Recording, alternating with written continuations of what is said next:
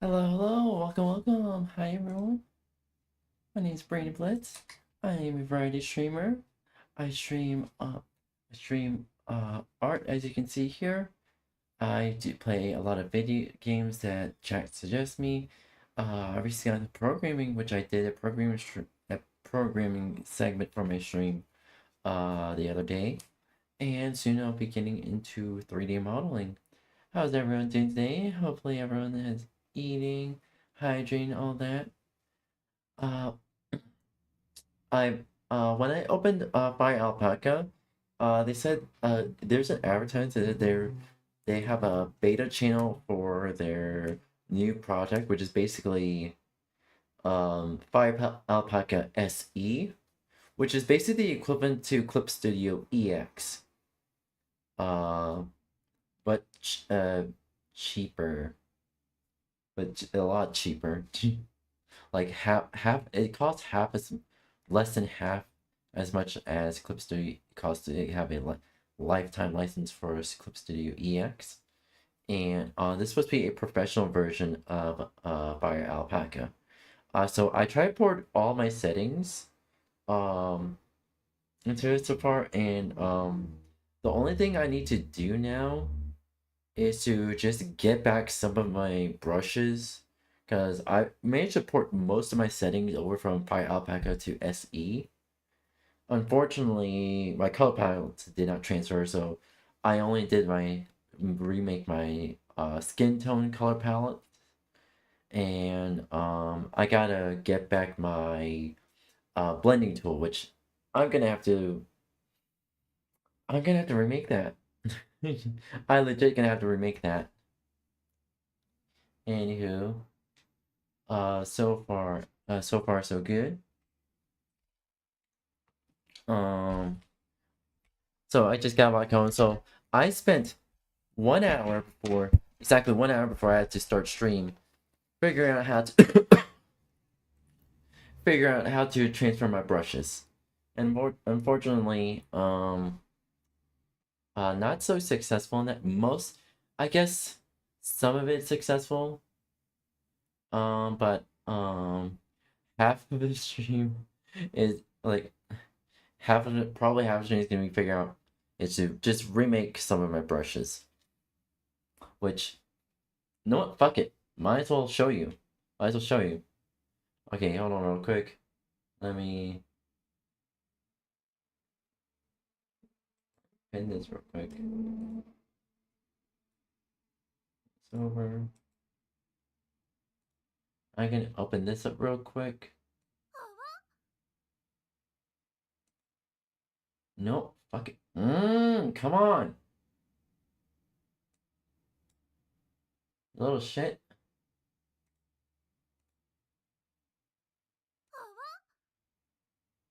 Yes, I already did.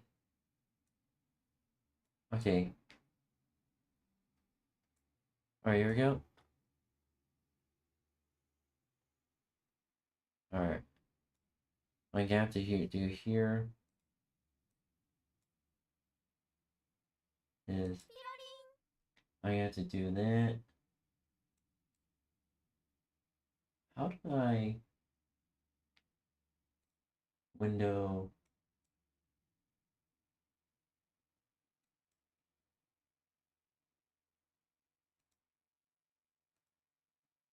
Alright, brush.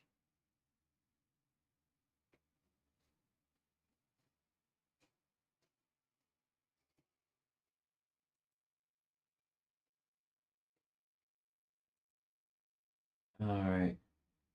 What I'm gonna have to do is export get some of my brushes back. No, I don't want to do that.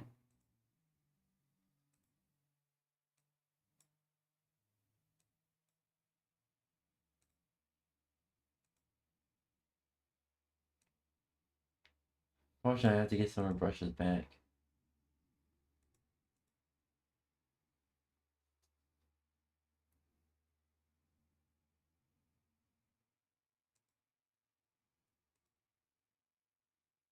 Damn it.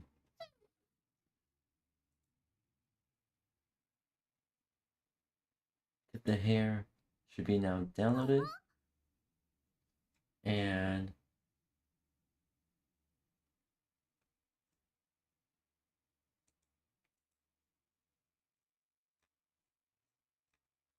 okay, where's tip of the hair?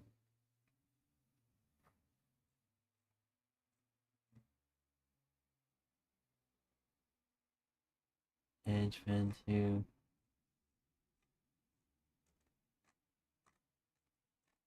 S.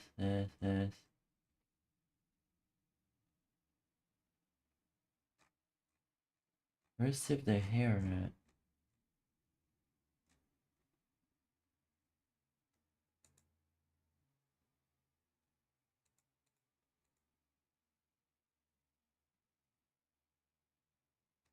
Oh, it's automatically added. Okay, let's see here.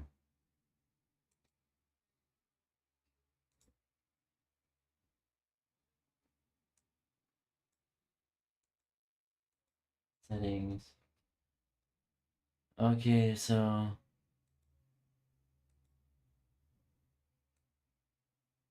I got to match what my settings are right here.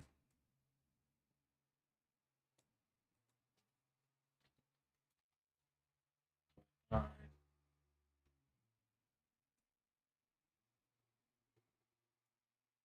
80.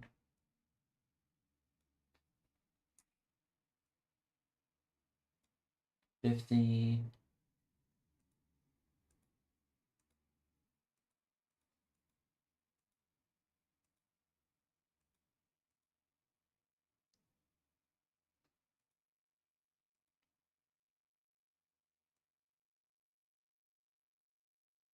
Watercolor 80. I literally have to remake my brushes, which kind of sucks. I'm thinking with this new version, some things have changed between FireAlpaca SE and FireAlpaca.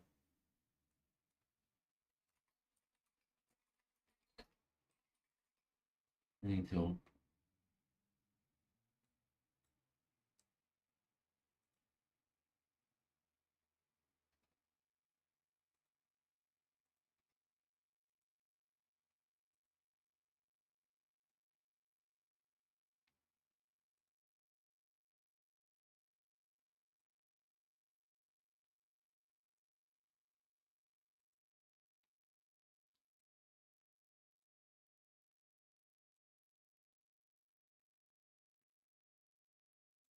$50 and complement 0.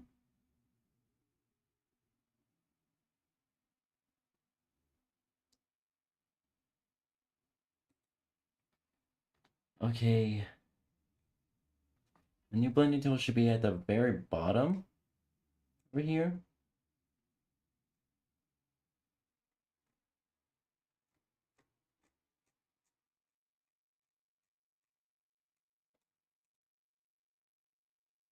Oh shit.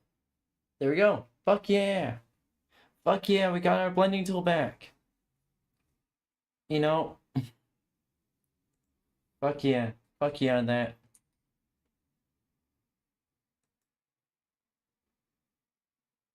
Alright.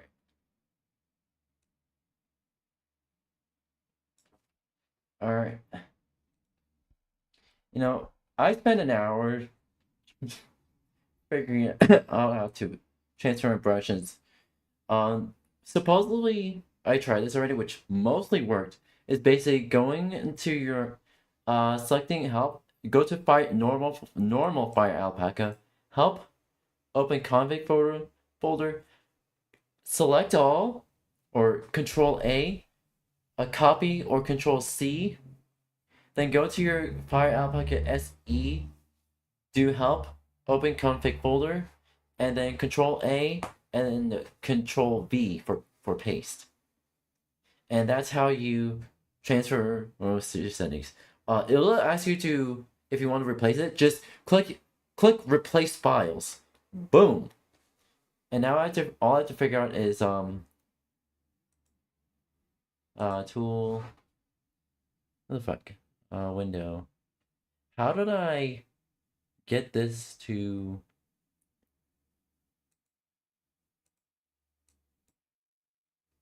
Because previous one I had is to make it this into a grid-like shape, so...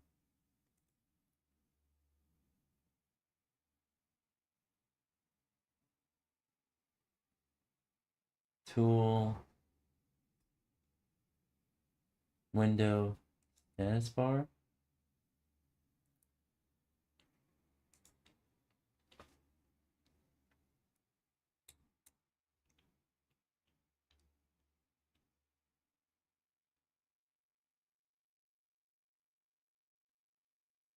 Grid guides.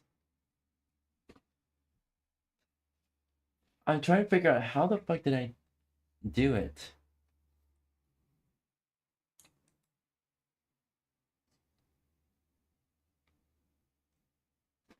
Hold on real quick. I'm still trying to figure out how to remake all my settings here.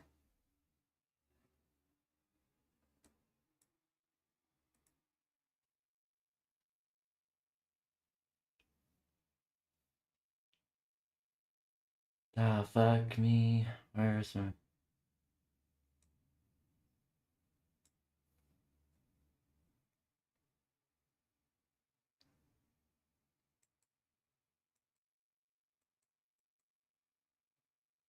window?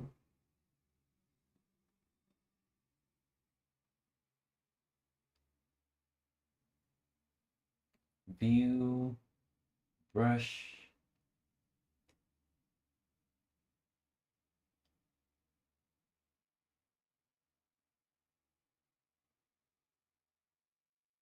Color.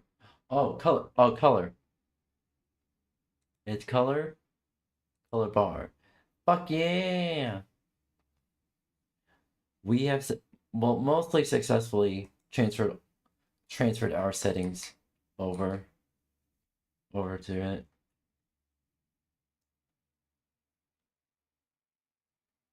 Yeah, we got our... What the fuck is this no name? It's right above our airbrush.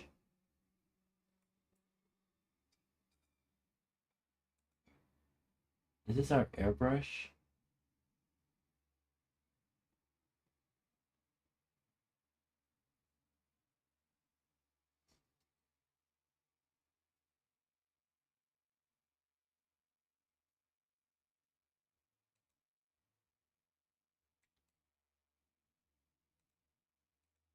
Our shadow brush.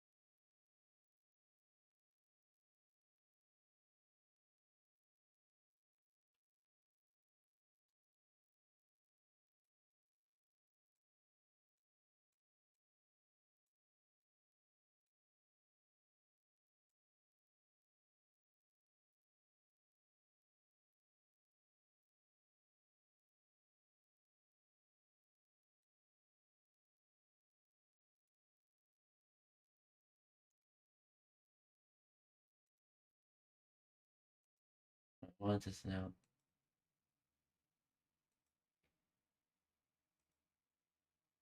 Bucket tool. Oh, what's this now real quick?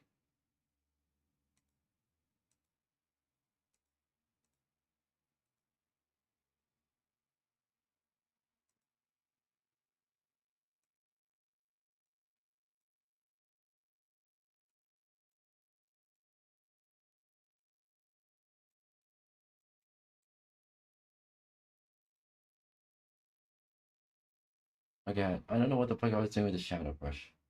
I used to make shadows. I'm still trying to figure this out. Fuck. No. You know, they would have been. You know what would have been good, FireAlpaca? If you had a compatibility transfer.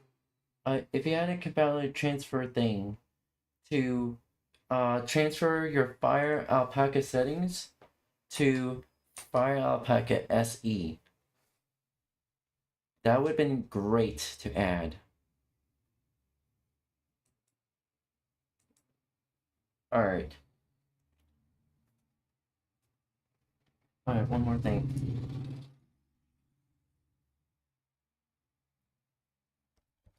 Here we go.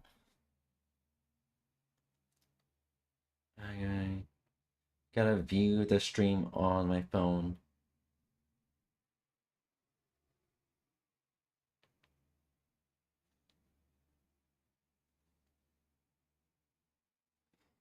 There we go.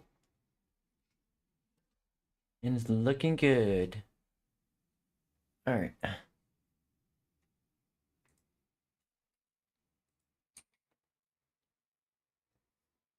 What I want to do is try to do a challenge series.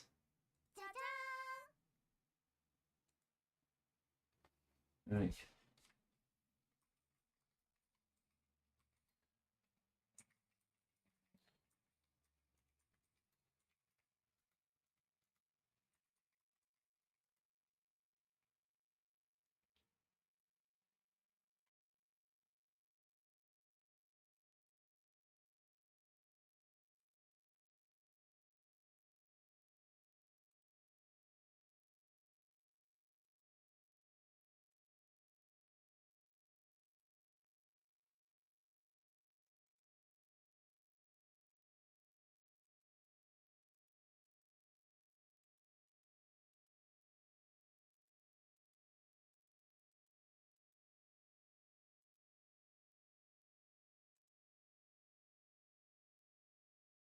Ah, there we go. Okay. Oh, fuck yeah. Alright. Let me do this real quick. Cool. Alright, here we go. So I got the prompt here. So the challenge character that we're gonna make, or at least attempt to make for this month, which let me do this real quick.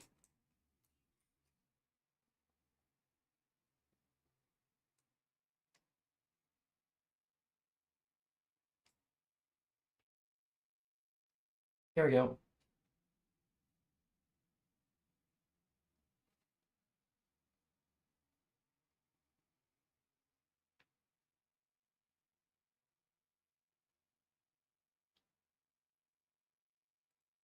I want to see this challenge prompt in my art stuff real quick.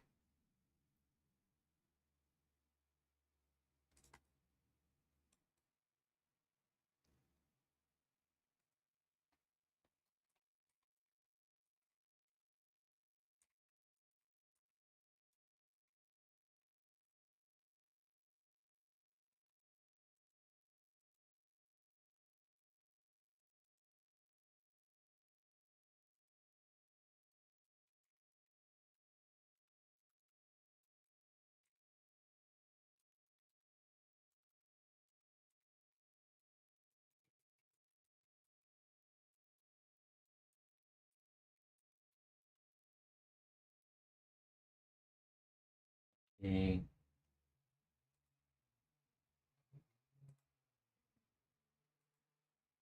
Here we go.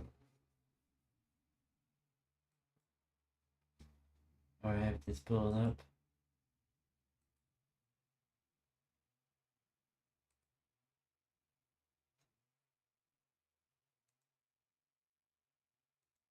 Alright, here we go. Alright, there we go. We got the design. File. New. 36,400. Oh, all of our settings are already. Fuck yeah! Alright. what I want to do before I start, I need to fucking eat. Because, I haven't eaten since noon. So I desperately need to eat. Oh shit. Luckily, I already have food just prepared now.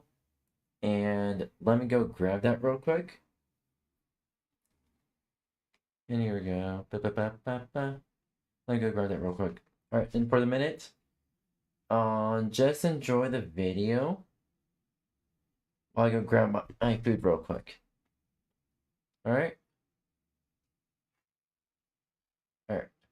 Welcome back. In these trying times where everything's a recession indicator, at least you got ears, eyes, and this YouTube video, we're talking about money, a sensitive topic for many, given how many choose-your-own adventures there are. People's relationship with these bacteria-coated pieces of paper can range from cartoon supervillain going for an early morning swim in their pool full of gold coins, to eating struggle meals for all 3 meals of the day with some sleep for dessert, and everything in between. With how important money is to our livelihoods, you'd think schools would be more inclined to teach us better spending habits when we're young. No, we don't split $20 lunches into 4 easy payments using Afterpay. We pick up 8-hour shifts, put in a full day's work, and earn our paychecks. You think everything in life is free, where you can sleep and cry all day? I wish. In this convenience-driven world we're living in, payment plan apps are really popular right now. You get the thing you want, you happy now, worry about it later. Except ordering things like they're free 99 for a month straight, ooh, the consequences of your own actions are starting to look real scary. People are borrowing a lot of money from a bunch of different sources and deciding, you know what? I'm just not gonna pay it back. What are they gonna do? Sue me? Actually, yes. I'm really sorry. I'm ready to pay for this. That's, again, I understand you're sorry. I know you're ready to pay for it now, but you didn't want to pay for it then. Back in the day, my parents taught me 3 things about finances. Work as much as you physically can before you get too old, don't flaunt your money in front of people, and hoard as much of it as you can by suffering through life. So when it comes to saving, I'm not doing too bad. But living with that scarcity mindset for most of my life, I'm still trying to teach myself spending $5 for extra guac on a dry-ass burrito won't be the thing that puts me over the edge of financial ruin. It's very much a double-edged sword. Like how I'm not the biggest fan of remakes or remasters of my favorite video games. Why? Only because they do such an annoyingly good job at making them better. Suddenly, I am 50 hours into Persona 5 Royal and haven't gotten any work done in a week. And guess which fan favorite can all agree? The I'm economy. back, my It's seen Blitzies. better days. Take a look at I got snacks, my for lunch. example. We're hardworking people. We pay good money so Let me we go can eat eat real quick. delicious red 40 dyes. Takis have gone from their beautiful, vibrant, spicy color to looking like unseasoned baby tortillas. Our wastes are shrinking because we're not buying as many snacks as we used to. Even the snacks themselves have gone on a diet and shrunken themselves down. Body tea though. It's not all bad news though. Social media did make talking about our personal finances less taboo from all angles. People are showing their journey from $10,000 in debt to having it all paid off within a year. Frugal living Nice. influencers teaching you quirky ways to save money by washing dishes when you shower and setting them right next to their week-old reusable floss. Financial experts helping their poor vulnerable guests who made bad financial decisions get back on their feet with the power Oof. of yelling. I've never seen $681 of overdrafts in a year. You did it to yourself. A lot of us are broke, living frugally, or drowning in debt. And that's okay. Happens to the best of us. I'm the In one these living trying times, frugally. At least we have each other, friends who will help us in our time of. I'm the one living frugally because I have no choice. I have no choice in the matter. Yeah, unfortunately. No, you're cute. You're cute. Head pats. Need. I scratch your back, I scratch my back. Okay, that's not really how it works. Yeah, we'll get the bill. Do you want to split it or should I pay for it and you get it next time? Ah, you can pay for it, dude. Don't worry, I'll Venmo you next week. Next week? You don't have the money now? Don't you owe me $30 from last week's lunch? Hello? Dealing with money, it's already messy. Once you add friends into the mix, oh boy, it's a real vibes ruiner if you're not on the same page. Feels pretty bad lending a struggling friend $50 for groceries out of kindness, only to see them vacationing in the Bahamas with a brand new iPhone the week after. Who knew Bruh. 50 bucks would go such a long way? Either the flights were 99% off, or they hitched a free ride on the wing of the plane. With all these new banking apps that make dealing with money concerningly easy, you don't even have to make awkward small talk anymore, when all it takes is a button press to start spam requesting $5 from everyone in your contacts list. And you ever notice how it's always also the what the fuck. super wealthy friends who are the stingiest? They are not shy about asking for that $4.29 they lent you for coffee the other day. Apparently, the phenomenon of the rich friend being the stingiest often rings true, according to an expert. People with more money than their peers struggle with generosity, says Susan Bradley, the founder of Sudden Money Institute. She also said that if a person knows they're in a higher income bracket than their friends, they likely feel like the odd one out, because their money is what differentiates them from their friends. They start believing that their money is the reason why they have friends, making them form insecurities and hence send you that $4 Venmo request. That being said, everyone's got different perspectives when it comes to borrowing money. Depends on the culture you grew up in, the type of etiquette you personally follow and expect from other people. It's definitely not a one-size-fits-all situation. Even though it's awkward talking about money, communication is key. Money. Can you send?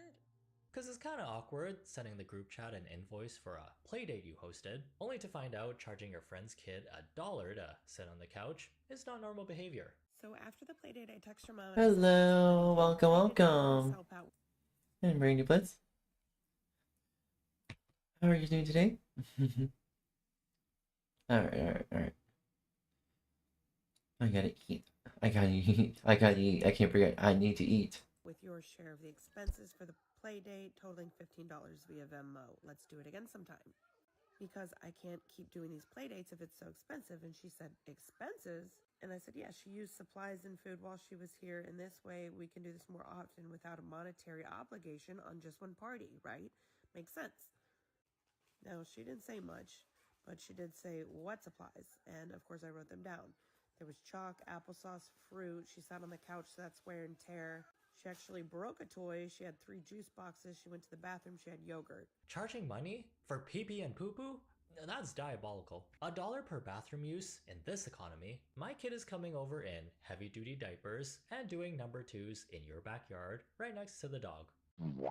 Okay, got some good news for you. This is actually rage bait for farming claims, but I wouldn't be too surprised if this was real. You see the way people handle splitting a bill after a group dinner these days? It's an issue that's always up for discussion, and one of the main reasons for infighting within the friend group. There's just so many variables. Do we split all the checks evenly to make things faster and easier? Okay, what if someone ordered $50 worth of drinks and someone got a water? Is one person or everyone covering the birthday gas meal? Are the what best thing, the way I like to split money amongst friends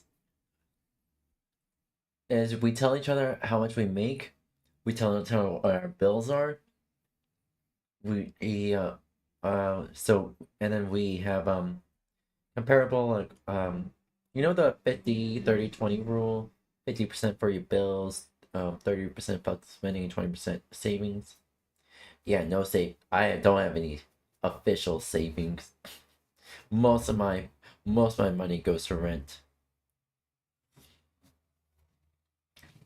So we try to split based on what we can pay. So so yeah. Based on what we can pay and whatnot. Okay, finish with this. Okay, now we start drawing.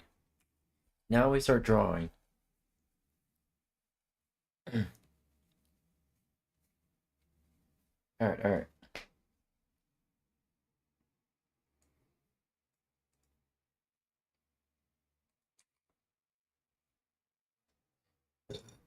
Alright.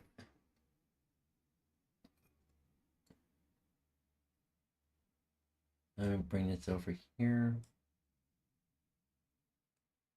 Alright. So our prompt is, our character design is going to be a nurse, walking without making noise. So it's like she's tiptoeing. Disrespectful. I don't know, maybe instead of disrespectful, we do clumsy.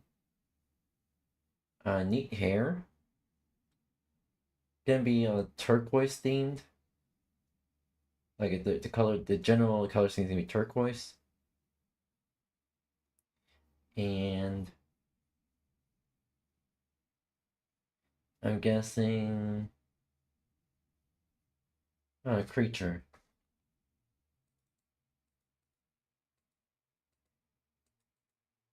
Yeah.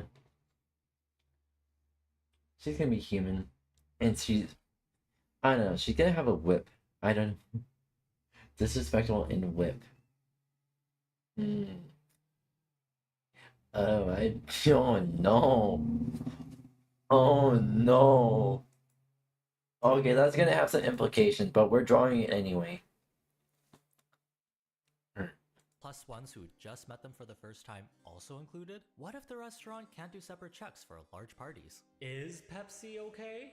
That's why you get Cash App or stuff like that. Suss out the vibes, because if we don't, it can lead to real awkward instances where the birthday person ends up footing the entire bill because no one can agree on what to do. But thanks to the invention of banking apps, a common way people go about splitting the bill is one person will pay the entire thing and everyone at the table will send them money for their portion afterwards. That way, we can avoid fumbling over the bill for 15 minutes in front of the waiter. Technology is great. Technology, yeah. Until you realize someone from that dinner you had a month ago still hasn't paid back their $200 tab. Okay, we need art reference for tiptoeing. Alright, fuck. Hold on real quick, let me pull up as a picture.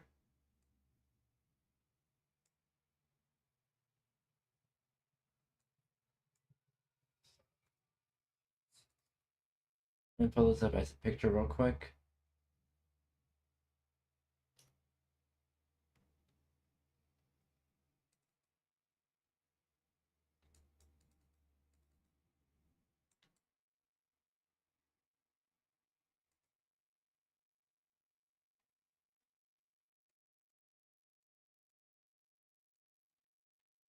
There we go.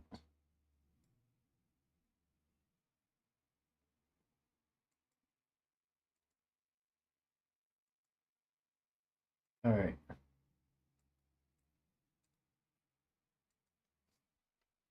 Okay.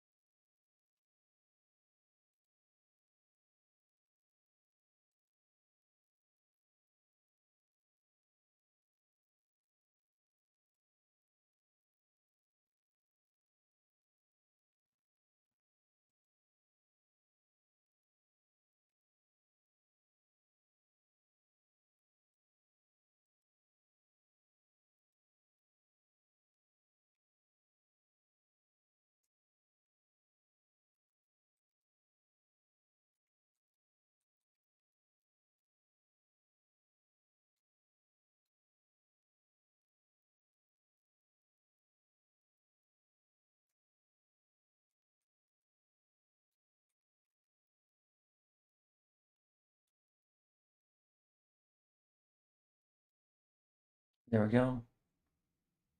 And then we do this. Import from file.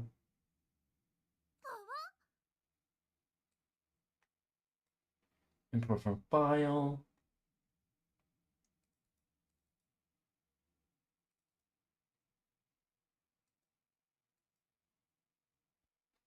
Alright.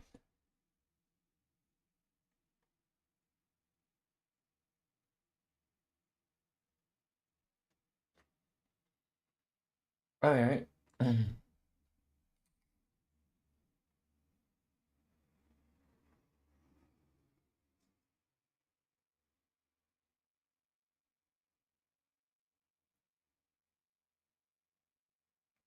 There we go.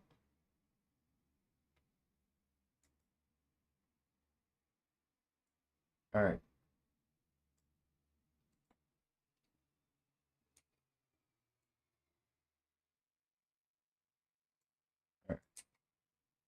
Go. From the bank of you. This girl owes me about $240. I don't even really know her. I'm usually the friend that doesn't mind putting their card down when we go out to eat and stuff. My friends pay me back. We do the Venmo thing, like it's no biggie. Plus, I like to get the credit card points. A friend of a friend was invited to this dinner that I didn't really know, and I did the card thing, and this girl has not paid me back for 6 weeks. Did I get scammed? Well, looks like another case of someone getting forced into a job they didn't even want. Maybe leave the debt collection work to the loan sharks who actually like chasing people for their money back. When it comes to the put it on one person's card scenario, there's a lot of unspoken rules and basic etiquette that comes with it. When someone pays to make things easier for the group, they're trusting people at the table to pay them back eventually, usually meaning on that same night or the next day. It's just common courtesy to pay them back as soon as possible, especially if you don't really know the person. I messaged her on IG a couple of times and I could tell that she had seen it because it literally tells you when you read something on Instagram. No response. I texted her once and she replied back and she was like, I'll get it to you tonight.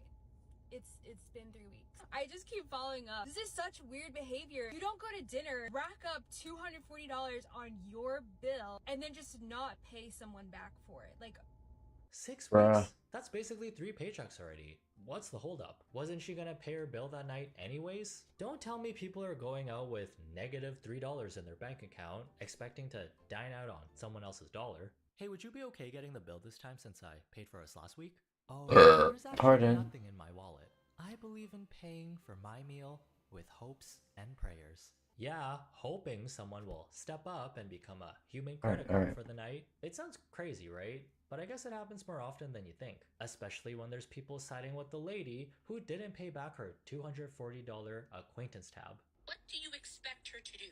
Give you the money the next day like she just has it all? Okay, this might be a wild answer, but yes. Wow, can't take me anywhere. No, you have to wait.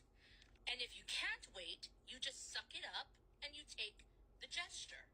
Because you offered it. This mindset only applies to someone who's broke. Can't pay back what they don't have, right? But why is a broke person dining out in the first place? That's already a red flag for bad intentions. It'd always be the ones in your own circle scamming you. Man, is this how much potential friendships are worth nowadays? A $200 cut of filet mignon from a 24-karat labubu? Now it's awkward for everyone involved. When you're chasing down a friend of a friend you barely know for the money they owe you. Funny how different cultures work. If you ever see a table of Asian people who look like they're in the middle of a scuffle after finishing their meal, don't call the cops just yet, they're not reenacting a scene from Kill Bill. Fighting for the right to pay for the entire bill is a canon event in Asian culture. Yeah, that I do that too. With her Louis Vuitton I do that bag, too. Plowing through a wall of middle-aged uncles with their credit card ready to pay is just a bond-building activity with friends. Everyone understands that someone in the group will get it next time, so it all eventually balances out at the end, and each person gets a turn at being the generous friend. So what happens when you decide to not borrow money from friends anymore, or you've run out of friends who will actually lend you money? Well, we've got good old buy now, pay later apps. Pay now, later, or over time. Life's short. Why wait when you can have something right now, right away? I'm talking about your Afterpays, Affirms, PayPals, and Klarna, who's pretty trendy these days. They can't be all that bad if celebrities like Paris Hilton and A$AP Rocky are endorsing it, who probably have more money in their bank accounts than the entirety of people using these apps. They've spent a lot of marketing dollars targeting Gen Zs, who tend to engage in impulsive behaviors when it comes to money and are known to love anything that makes life more convenient. A casual convo is them telling you they paid for their DoorDash with Afterpay, then bought a new perfume using their tab with Affirm after using Klarna to buy $1,000 Coachella tickets, skipping over the fact they haven't even started paying for the Chipotle burrito they ate a year ago. Feels like money isn't real anymore. It's just a concept we've made up in our heads. It's already bad enough we think it's fake, especially when using credit and debit cards. Money on screen go down. Me sad. But it come back. $100 in cash disappears right in front of my eyes. I can't spend that kind of money. No. Now I'm gonna starve. You say, as you're surrounded by 20 Uber Eats takeout bags. Giving irresponsible young adults access to someone else's invisible money is a recipe for disaster. Not only are they piling massive amounts of debt and plummeting their credit scores, they're giving sketchy advice on how to finesse Klarna out of payments you owe them. You use Klarna, you do not have to pay the money back. No, Because Klarna the owners report. of Klarna Bruh. are not in the United States. And what are the Swedish people even gonna... Since Klarna operates as like a credit union kind of thing, like they lend credit cards and stuff like that, they will report to the credit bureau. And they will report to like FICO and all that, and your credit score will fucking tank. Unfortunately, I can't. So I have like my own, like, I say like a starter card. It's not really an official credit card. It's more like a starter card kind of thing. Unfortunately, I'm not able to use it right now because I can't afford to use it. I don't have enough money in my bank account. Probably somewhere like, I don't know, late October, maybe I'll finally start being able to use it. Unfortunately, right now I just can't. I can't use it right now.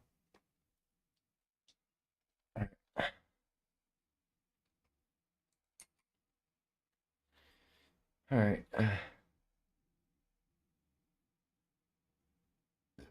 All right. gonna do about it? They don't live in America. They can't do anything. They live in Sweden. You know what? Motherfucker, I phone. respect it. Got him! Who knew it'd be this easy? Those silly Swedish people. Klarna is now millions of dollars in debt because people chose not to pay them back. Like how I chose not to pay my electricity bill this month. That'll show big tech, or the government, or whoever we're fighting. Hell yeah, brother!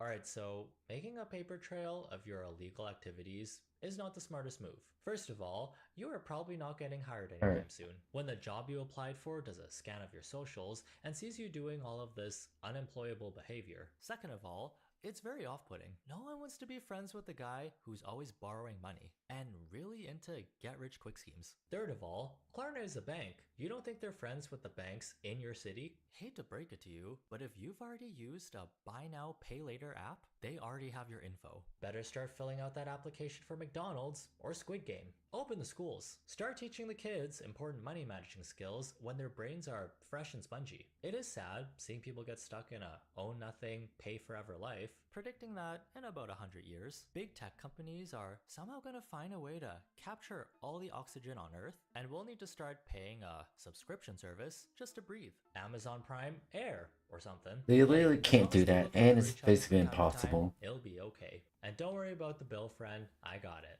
Wait, you ordered 55 appetizers, 55 entrees, and 55 drinks? I don't remember taking part in any of these big back activities. Have a good day, try not to be dumb, and see you in the next one.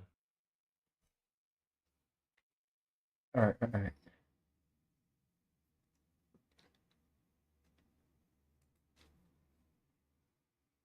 Let's move on to the next one. Hey everybody, how's it going? Hope you're having a lovely day. Welcome to today's episode of How You Getting Fucked. I'm your host, Louis Rossman, and today we're going to be discussing how Sony is doing their best to destroy their smartphone lineup. God damn, Louis Rossman, slow the fuck down. It feels like he's speaking at 2. This is on normal speed. This video's normal speed, and he's speaking at 2.5 speed.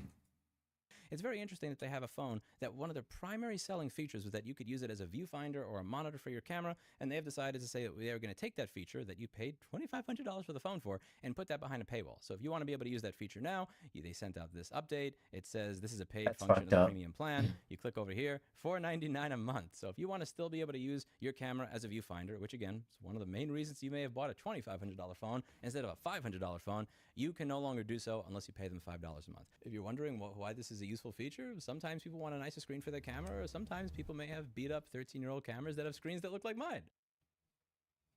At that City Hall protest on August 28th, I remember asking Maria, hey, does this look like it's in focus? And she's like, how do I tell? And I go, look at the screen. And she says, what screen? It looks like a old MacBook Pro Retina with Steingate that somebody poured Listerine Lol. alcohol on. I don't know what the fuck Sony thinks they're doing with their lineup. I don't know if they even still make money off of phones or if this is just something that they're doing because they don't make any money off of selling phones anymore. I tried to look them up recently. I looked just Google Sony Xperia. I click Sony mobile phones and I get this on their website. This is on the US version of their site. I don't even know where to buy one. I don't think they're even trying to compete in this marketplace anymore. And that this is something that would make sense to me. If they're not trying to compete in that marketplace anymore, then it makes sense from a financial point of view if you don't care to just milk your customers for as much as you get. It's not like you're going to care if they don't want to buy your next product if you don't plan to make new ones. And I do wonder if Sony is just saying, fuck it, we give up on this altogether. Let's milk everybody for as much as you can. What pisses me off the most here is Sony's mindset throughout the process. They're burning a bridge. They know that they're never going to sell an Xperia again. So they figure, if we're not going to sell an Xperia again, then I might as well try and grab as much money from them on the way out the door. And what I think they're missing is that there are people like me that would have never gonna bought an Xperia to begin with, but that are looking at stuff like the NX800 camera, which when you buy all the accessories that I want from Sony was gonna cost me $4,000 to $6,000. I'm not spending that now. I wanted to go to City Hall with a camera setup that I could live stream in high quality to, also record in high quality with, had good optical image stabilization, had XLR inputs, was light, could do the live streaming so I didn't have to connect it to a computer with a USB dongle and all that can disconnect so it wouldn't be screwed up. I'm not spending $4,000 to $6,000 with Sony now. I was thinking about it. I had the thing bookmarked, wanted to go to Precision Camera and Video and buy it. Now I'm thinking of a Panasonic HC-X2100.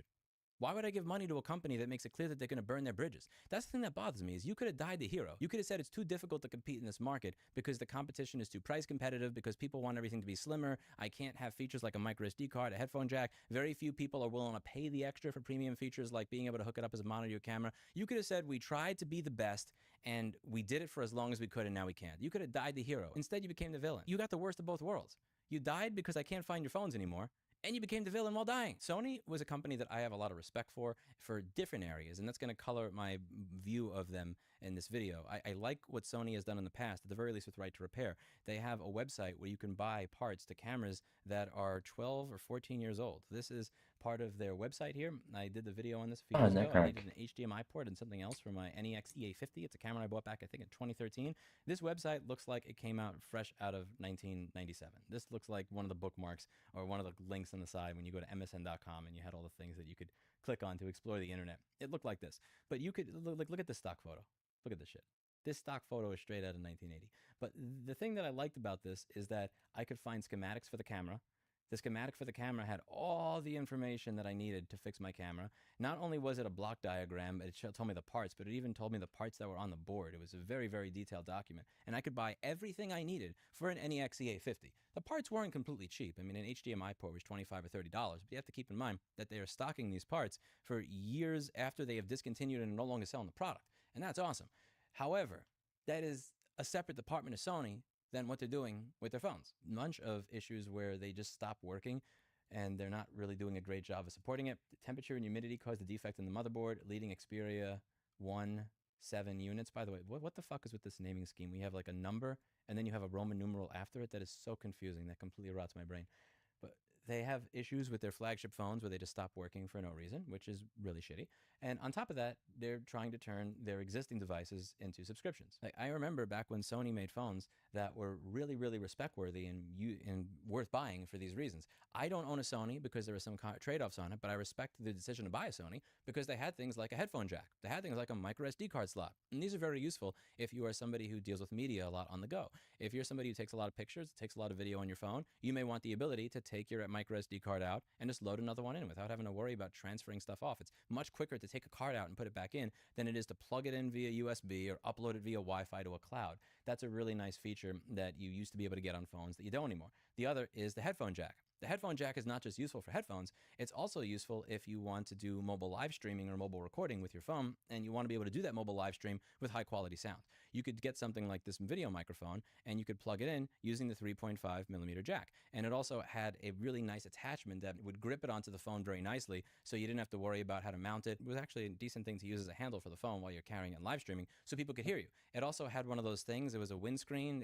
Some people call it a dead, something that starts with a C that I can't say because he's sitting right there and he's going to have Yeah, he's going to give me the stink eye if I say that word. But it was the Dead Sea thing that it's the windscreen that you put over the microphone so that it doesn't get all the wind noise. It was really useful to be able to have that for mobile live streaming. And if you buy a modern phone that doesn't have a headphone jack, you have to buy a USB-C version of that microphone. And the problem with the USB-C version of the microphone is that now you've used up your charge port. So what do you do if your phone is dying during a mobile live stream? Because mobile live streams destroy your phone battery. You can't plug it into an external battery the way you used to. Now you have to find some wireless external battery, which has 70% efficiency. And it's a mess. It's nice to be able to have and retain all those features. Sony retained a lot of features that other people threw away.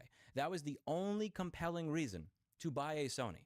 You're not buying a Sony because it's affordable, because it's not. You're not buying a Sony because you get Android updates, because you don't. These phones cost $1,100 to $2,500 fucking dollars, and many of them are end-of-lifed on Android 12 through 14. Many of you are using Android 15 on a Sony right now, while everybody else with a Pixel is using 16. Now, to be clear, I don't give a fuck about the updates or the filters or the new icons or any of that AI bullshit they're putting into the phone. When I say updates, the reason that matters to me is because I use my phone for banking. I use my phone for two-factor authentication. There's a lot of stuff on my phone like that, so I don't want to be using the security equivalent of Windows XP on my phone. Old versions of Android, if you're a high-profile figure that a lot of people don't like, that has a device that's on the internet, you want it to be secure. This stuff matters. You're giving up a lot when you buy a Sony. You're giving up a lot of money, and you're giving up the ability to run a recent operating system. But that was worth it because you got a phone that at least respected the kept-in features that everybody else was throwing away. So when you take the primary differentiator between your device and everybody else's, and you say, I'm putting that shit behind a fucking cloud subscription paywall, what you've done is you've just said fuck you to every single person that was loyal to you and decided to use your products back when everybody else was abandoning them. And I think this makes sense within the context of them just deciding not to sell phones anymore. Sony phones are disappearing across key markets as the Xperia era coming to an end. Yeah, I mean, like, if you can't even find them on their own website. And the thing is, I was in the market for a new camera because I need a live streaming camera for the video that I wanted to do at City Hall. I noticed carrying around the laptop is annoying. Carrying around my old large camera is also annoying. I wanted something that I could do a mobile live stream from that also could record in good quality and live stream in good quality as well. And I was looking at some of Sony's options, and they have some options in the $4,300 range that I was actually looking at buying. But I'm not going to buy them because of this. If you discontinue the phone and you stop supporting it with OS updates, even though it's expensive, that bites. But I'm not going to say fuck you and your brand. But if you pull some bullshit where you say, you're not buying our phones anymore anyway, so it's not like we have to care if they hate us, so let's just fuck them and milk them for all they're worth. It's now my job to spite you and never buy anything from your company ever again. Using a Sony phone in 2025 meant that you were truly a diehard loyalist of the brand. And you just decided to bend them all over and fuck them to get $5 a month from a dwindling class of users. Fuck you. Fuck your shitty headphones that break if you look at them the wrong way, and fuck how you treat your users here. I was going to buy an NX800 camera for over $4,000. Now you're getting zero. I hope many other people follow and make similar decisions. You can find the full article on this at consumerrights.wiki, where we archive every single instance of a company taking part in these anti-ownership practices where they try to change the terms of the sale after the sale and turn things that used to be normal features into subscriptions to try and milk you for more money. Does this affect your opinion of Sony? Does this affect your loyalty to purchase another Sony product? Because I know when I was looking at buying cameras, I didn't care that other offerings from other companies seemed considerably cheaper than Sony's and had the same features and functionality. I just remembered this back from a few years ago when I needed to buy parts for my old Sony. I could buy parts on this 1995-ish looking bullshit website, which I love. It loads so fast because it's literally just static HTML from the 90s. I loved it. This reinforced that I should give Sony money for a camera if I need a camera, even if it costs more money. Now, I'd rather pay extra money if it means I'm not buying from Sony. Fuck companies that do this to you. And if you want to keep track of this, do take a look at the Consumer Rights Wiki, where we keep track of all these anti-ownership practices. If you want me to cover them on the channel, if you want them to be considered for a Fulu bounty in the future, when we're talking about items that have been discontinued or forced into a subscription by the manufacturer in some type of way, write a article for the wiki. That's how we get these on the radar, and that's how we hopefully get more people informed. I would like for this to be a useful resource for people who don't watch my channel, who don't want to listen to me rant in the manner that I do, who just want a neutral tone of voice database of companies that have taken part in these anti-ownership practices. Help me build it. That's it for today. And as always, I hope you learned something. I'll see you in the next video. Bye now. The IP rights in the process. It is in fact the Oopers. manufacturers who have the relevant rights, not consumers. Yeah, oopers, big oopers, and big oopers, and big oopers.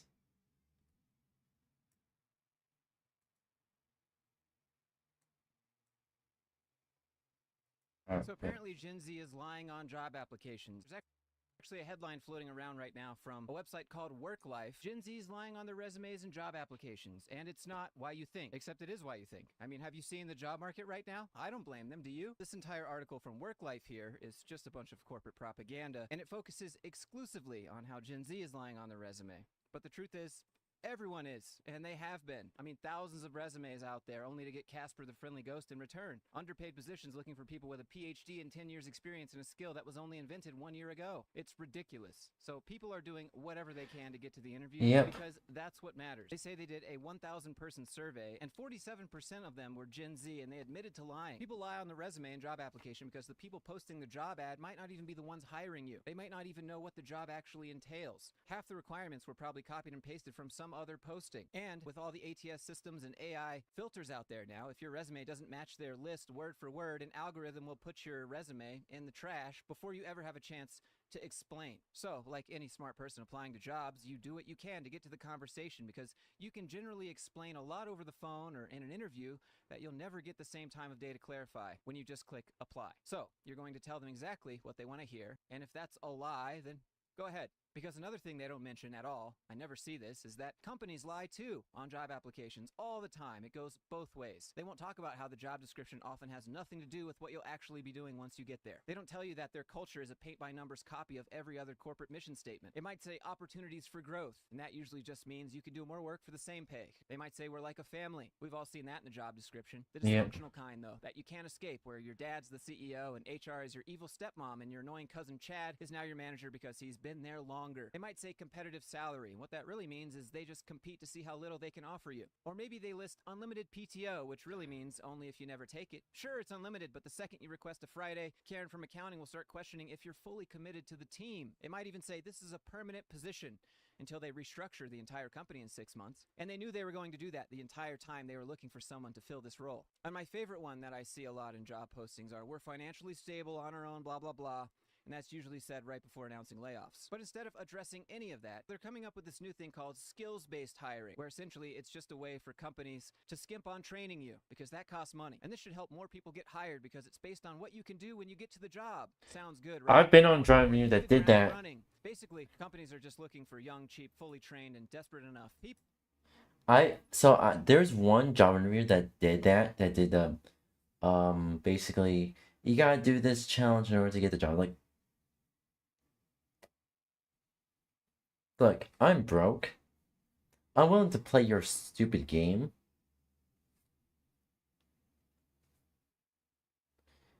But I am. The second I hear your company again, you're gonna be put on a social media blacklist.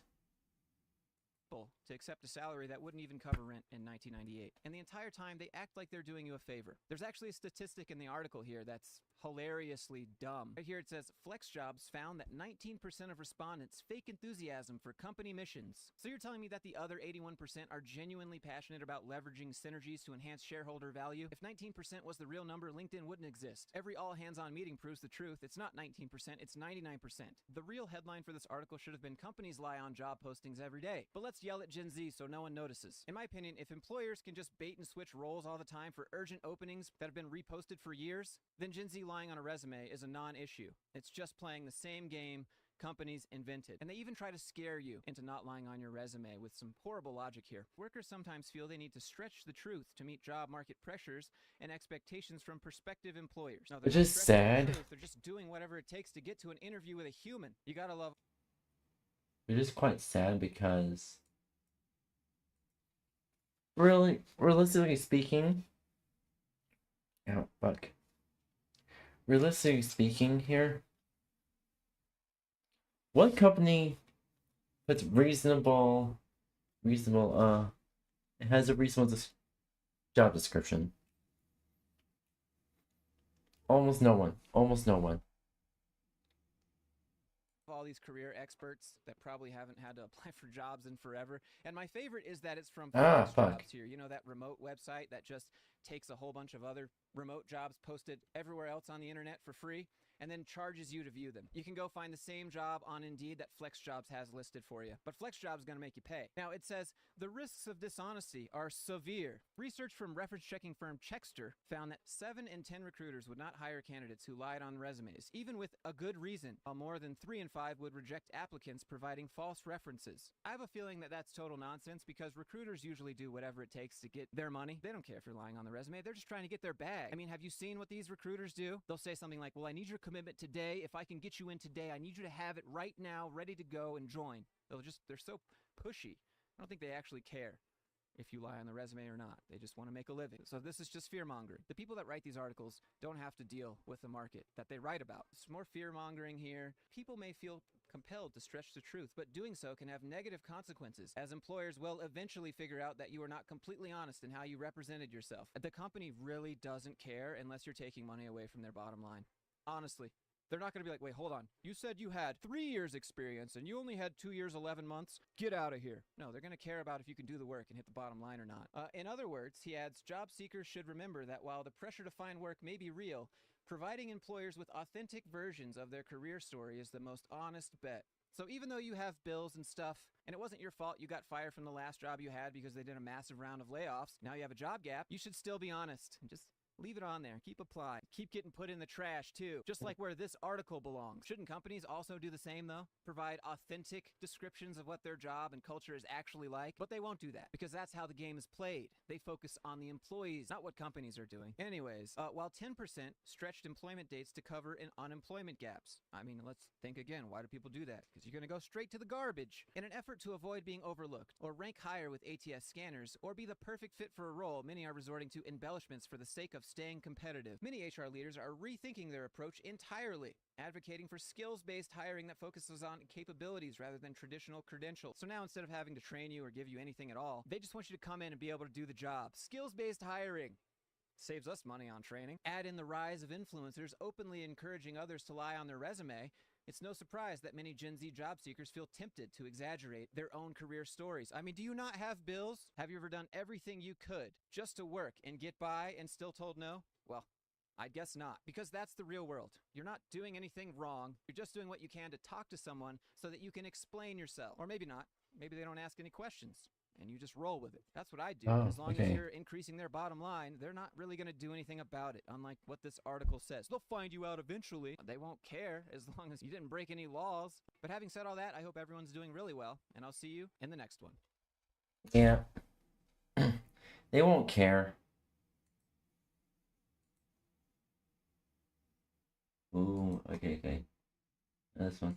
We can all agree that hold on, this is music? Revenge of the Fallen went... Yeah, that's music, no. Yeah, it's background music. I'm not risking a copyright bullshit.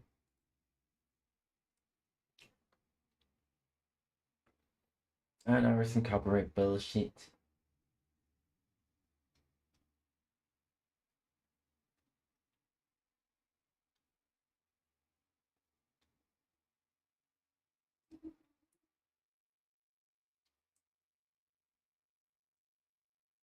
Here.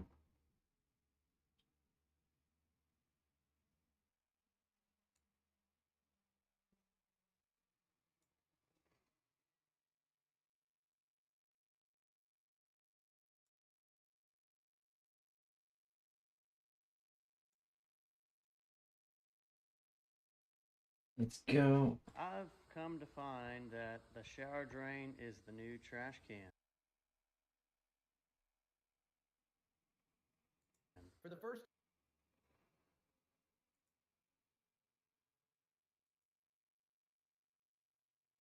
There we go. time ever, buying a brand new house is cheaper than buying an existing one. This is what it looks like to own a $500,000 home that you cannot live in because it is full of mold.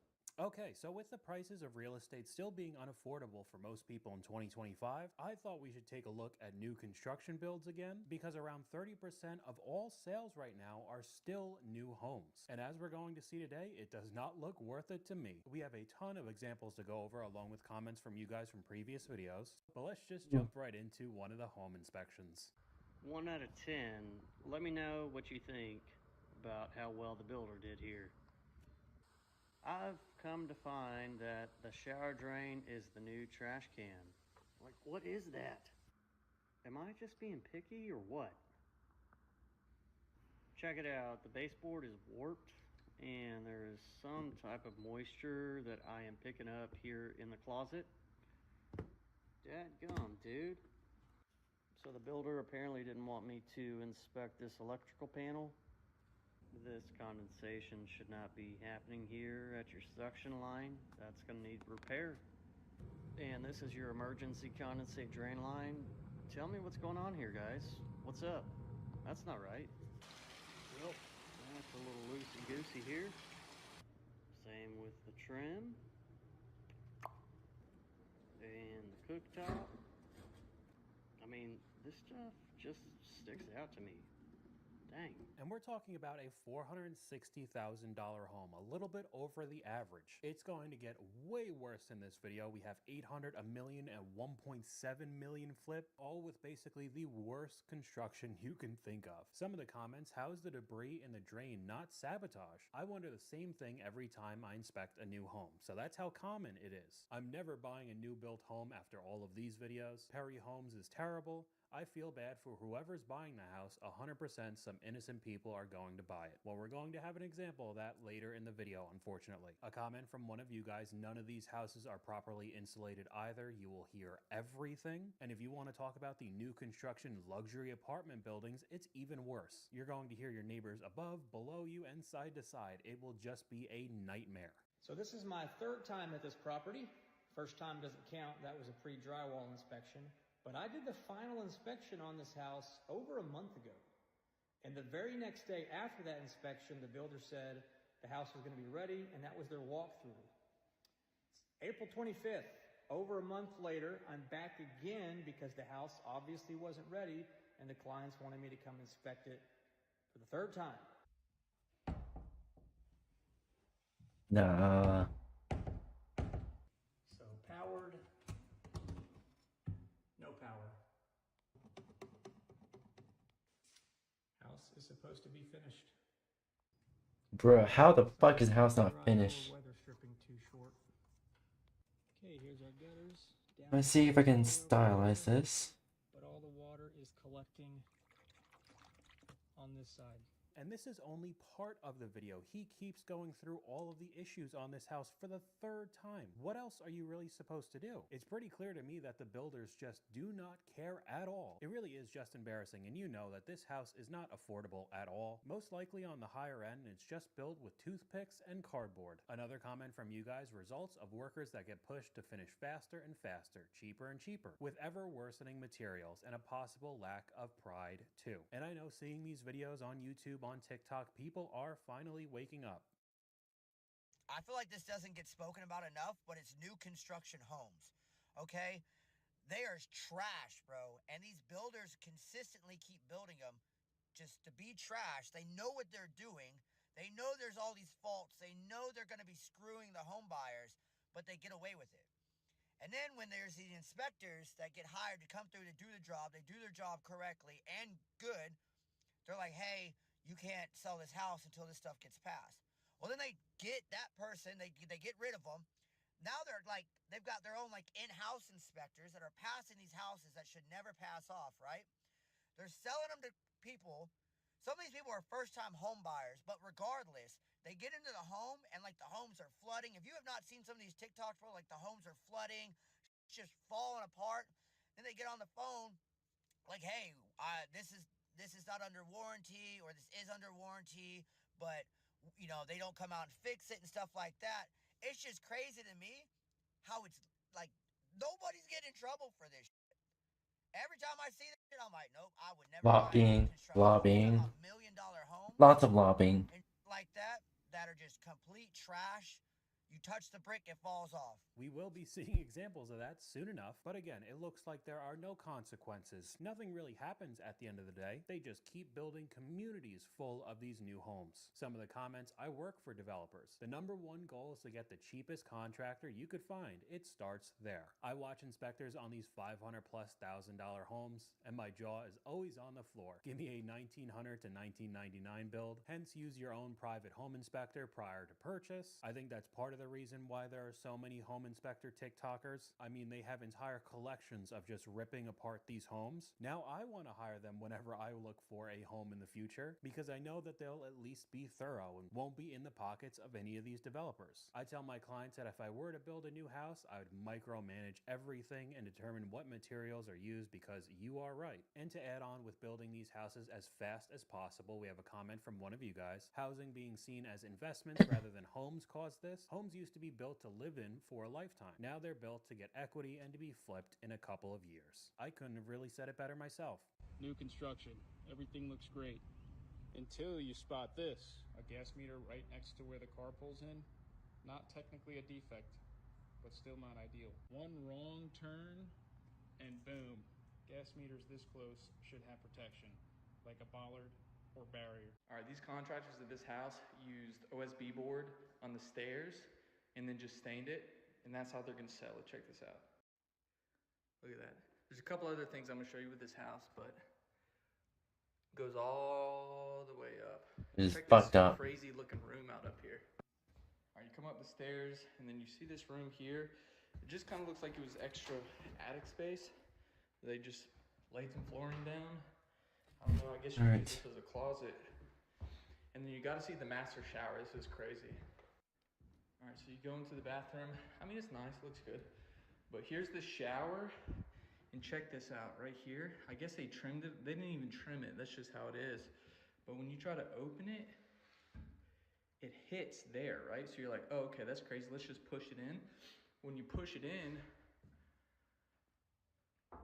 it hits that. It honestly looks like a child made it. Absolutely terrible floor plans to start. I guess that's going to be a display shower because you can't open it. The stairs look like an absolute joke. And then the random weird looking kind of closet. Why do the stairs look sticky? They really do. Flippers should have to be licensed. There's a reason why people can't have nice things. People like this sell these houses at absorbent prices, and then the new owner has to spend even more money to fix. The pine stair treads are like $8 a piece. Just imagine what you can't see. That's a good point as well. And it's really not surprising when you start seeing stats like this come out. For the first time ever, buying a brand new house is cheaper than buying an existing one. In June 2025, the gap was 8%, about $33,500.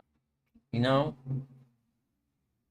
if you have the know-how and skills to technically, quote-unquote, flip your own home and to live in it, it's actually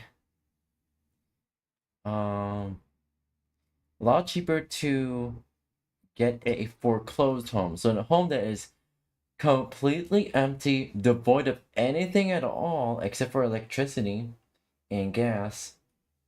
That's actually mandatory to have. That's actually part of a housing code to actually have, regardless if it's gonna be foreclosed or not. And just if you have the know-how to getting like a foreclosed home that for hopefully the price goes down, when the price, if it goes down at all, getting foreclosed home is actually going to be a better investment to live, for having a house to live in, not only for yourself but also for future generations. If you have future generations, that is. Yeah, I know. Ah, Nicker. Less to go new construction. That's not just unusual, it's historic. In the last 26 years, it's only happened 6 times. Normally, new homes carry about a 20% premium over existing homes. Today, that premium is gone, flipped into a discount. Why? Builders adjusted. They've dropped prices 13% from the peak. They're offering mortgage rate buy-downs to get payments lower. They're building slightly smaller homes to hit affordability targets. And people in the comments know exactly why as well. Have you seen how they build new houses so cardboard homes are cheaper than brick? Now, it doesn't seem like it's too crazy of a discount, but it does depend on the builders. We have an example here from one of the most notorious bad builders out there, D.R. Horton. This is for all you renters that want to buy a home but don't have a down payment. This just hit my inbox this morning. D.R. Horton has a brand new mortgage product where they are covering your 3.5% down with a second lien that is actually forgivable after making 3 years worth of on-time payments. And you got this 5.75% special rate on top of that. So if you were thinking about buying a home, sick of renting, you just don't have the money for your down payment, shoot me a DM and I can show you the communities that this qualifies for. No thank you. D.R. Horton, aren't those the homes First. that fall apart 3 months after you move in? Never trust this builder. D.R. Horton is garbage. Just comment after comment. And I've said before, regardless if it is a new construction build or an older house, if you can't afford any sort of down payment, even a 3.5% for the FHA, I'm gonna be honest, that means you cannot afford the house. Even with the lower 5% rate we saw with this deal, most of the time what we're seeing right now is around 6 to maybe 7%. The mortgage and all the rest of the upkeep for the home will just be too expensive for you and will not end well. But this is a good transition to a D.R. Horton home inspection and just all the problems they find. Okay, 11-month warranty inspection up on the roof. How's the house look? They did a terrible job at the finish work on this siding. They never sealed up this joint, never painted that. This piece is broken. And then down here, check that out. It's a hidey hole. You can hide stuff in there, like water. That's pretty cool. And this is directly below that area. I'm not seeing staining, but this definitely looks like water damage. I scanned it with the thermal camera. It was dry, but we haven't had rain recently. And then there's all this. This may be coming from the shower, but I sprayed the shower wall and no water came out, so. Again, I'll just have the rest of the video up of him showing all the other problems, but an 11-month warranty and you already have water damage because of the lack of quality and craftsmanship when you're talking about these types of D.R. Horton homes. I just don't even know what I do because for most people, their home is going to be the most expensive purchase in their life, and within a year, it just starts falling apart. Typical D.R. Horton homes, D.R. Horton, the worst houses, the cheapest material. I was told to never buy D.R. Horton, Perry, or KB homes. So up next, we could take a look at some of the worst builders in the country. These are the top 4 worst home builders in the country according to online reviews. Number 1, Clayton Homes. Clayton Homes specializes in modular and manufactured homes. They have a 1.8 star rating on ConsumerAffairs.com and a 1.44 rating on the Better Business Bureau. Number 2, D.R. Horton. D.R. Horton is the largest home builder in the country and one of the worst ones out there. They have a 1.4 rating on Trustpilot, 1.8 rating on ConsumerAffairs.com, and they constantly have a lawsuit about the bad quality of their homes in multiple states. Number 3, Lennar. Lennar is one of the largest builders in the country, and they have operations in 26 different states.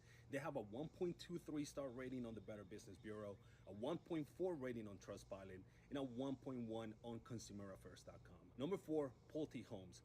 Pulte Homes are expensive homes built with cheap material, bad constructions. They have a 1.6 rating on consumer.com and a whopping 1.1 rating on the Better Business Bureau. So I thought it was pretty funny because I have heard of Clayton Homes. It's around where I live, and it's just the same problems over and over again. Basically no quality control, no improvement to their builds, just cranking out as many as they could possibly make. And now we're starting to see some of these builders bleed when they buy a bit of land, put up a house real quick, and then ask for absurd amounts of money. Remember this house? I made a video on it back in March saying that the builders were going to lose millions of dollars here. For context, these Austin home builders, Sendero Homes, bought the land for this property back in 2021 for around $600K and then took out a $4.1 million construction loan. Assuming the standard 20% down, their all-in upfront cost was around $6 million without even factoring in property taxes, agent fees, and the interest on their loan. They tried to list it in June of last year for $10 million, and by March of this year, it was already down to 8.9. Now, everyone in the comments in that last video was like, no, they're still gonna make a profit. It won't just be as much. Well, let's see what happened. In April, they price cut it again to under 8.5, and they got an offer. It was contingent, but then it fell through. And they had to cut it again to 8.35, and now earlier this month, they just cut it down to $8 million. They're $1 million down in just the last couple months and over $2 million from a year ago. I stand by my claim. I don't think they're going to make a profit here. I mean, I gotta say, this is out of my tax bracket, a $10 million house. That's of course not worth it at all if they already dropped $2 million off the price, and it seems like a lot of people know that as well. But imagine buying a piece of land for $600,000 and then trying to flip a house on it for $10 million. It's just unreal to me. But one of the comments here, I get that it's hard to cut prices with an already underwater property, but these 2% cuts are insane. Inventory has spiked above 2008 levels. They need to be cut by 12%.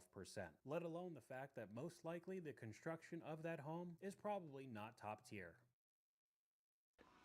I'm at my new, which is probably likely the case. New build. I have to put the soffit and vinyl on. Look at this. This is what they consider plywood sheathing. I mean, there is no structure to it at all, and that's the sheathing. There's nothing behind that. There's studs, foam in the 1/4 inch, maybe a 1/4. How can they actually expect to make money?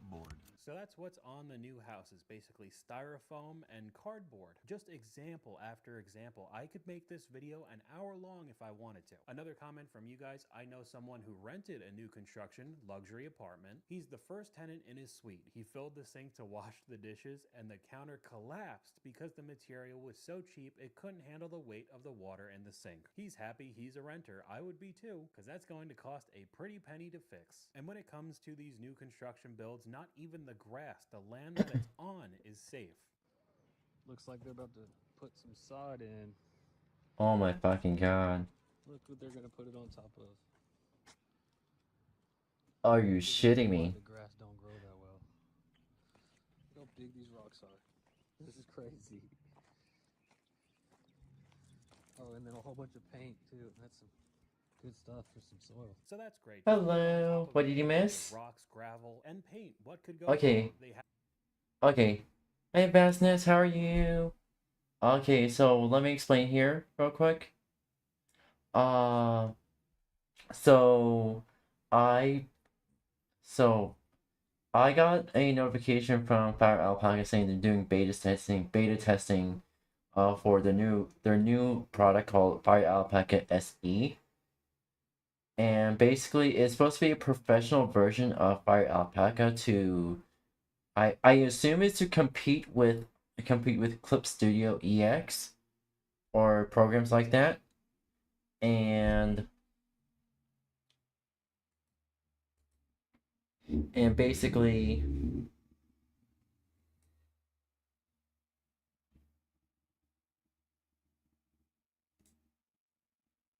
hold on.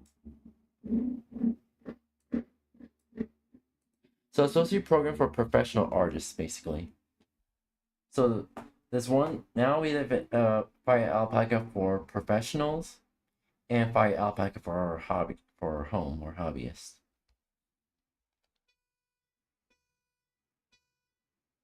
Okay. See here. Alright. Right now I'm doing just some light work here.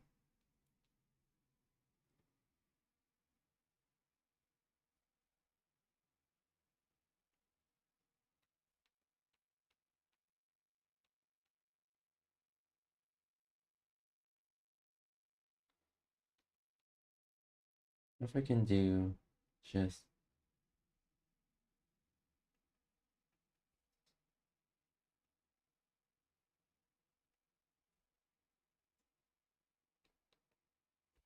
alright, and have this.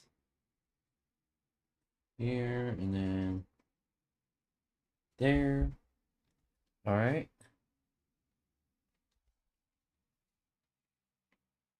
Yeah, sorry, I didn't get to see your message because my model was blocking it.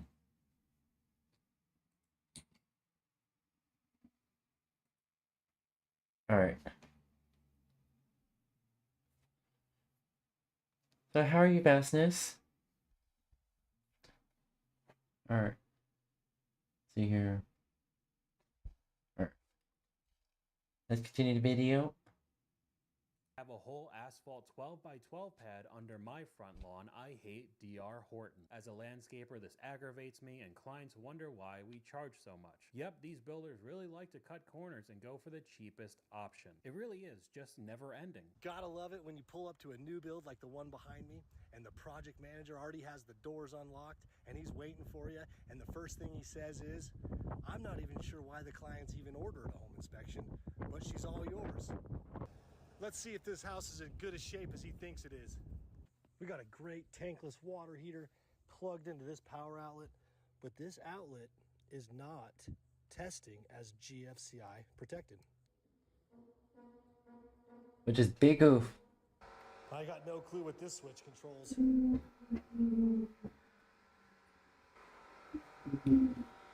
Fireplace don't work.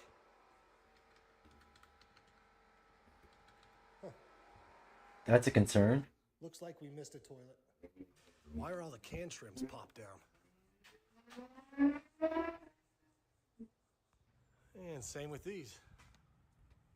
Again, this is just part of the video. It is much longer. There needs to be mandatory fines for all of this stuff so builders actually have incentive to do quality work. This build is obviously not finished. Sad to see people don't take pride in their work anymore, especially when they know an inspector is coming. That's my thought process too. If you're not buddy-buddy with the guy, they're clearly going to do their job and rip apart your shoddy craftsmanship. It just doesn't make sense to me. They really do just throw it together with spit and glue and slap a $600,000 price tag on it, huh? And another little bit of information that I don't see people talk about too much when it comes to new land, new construction, is the common pest problems.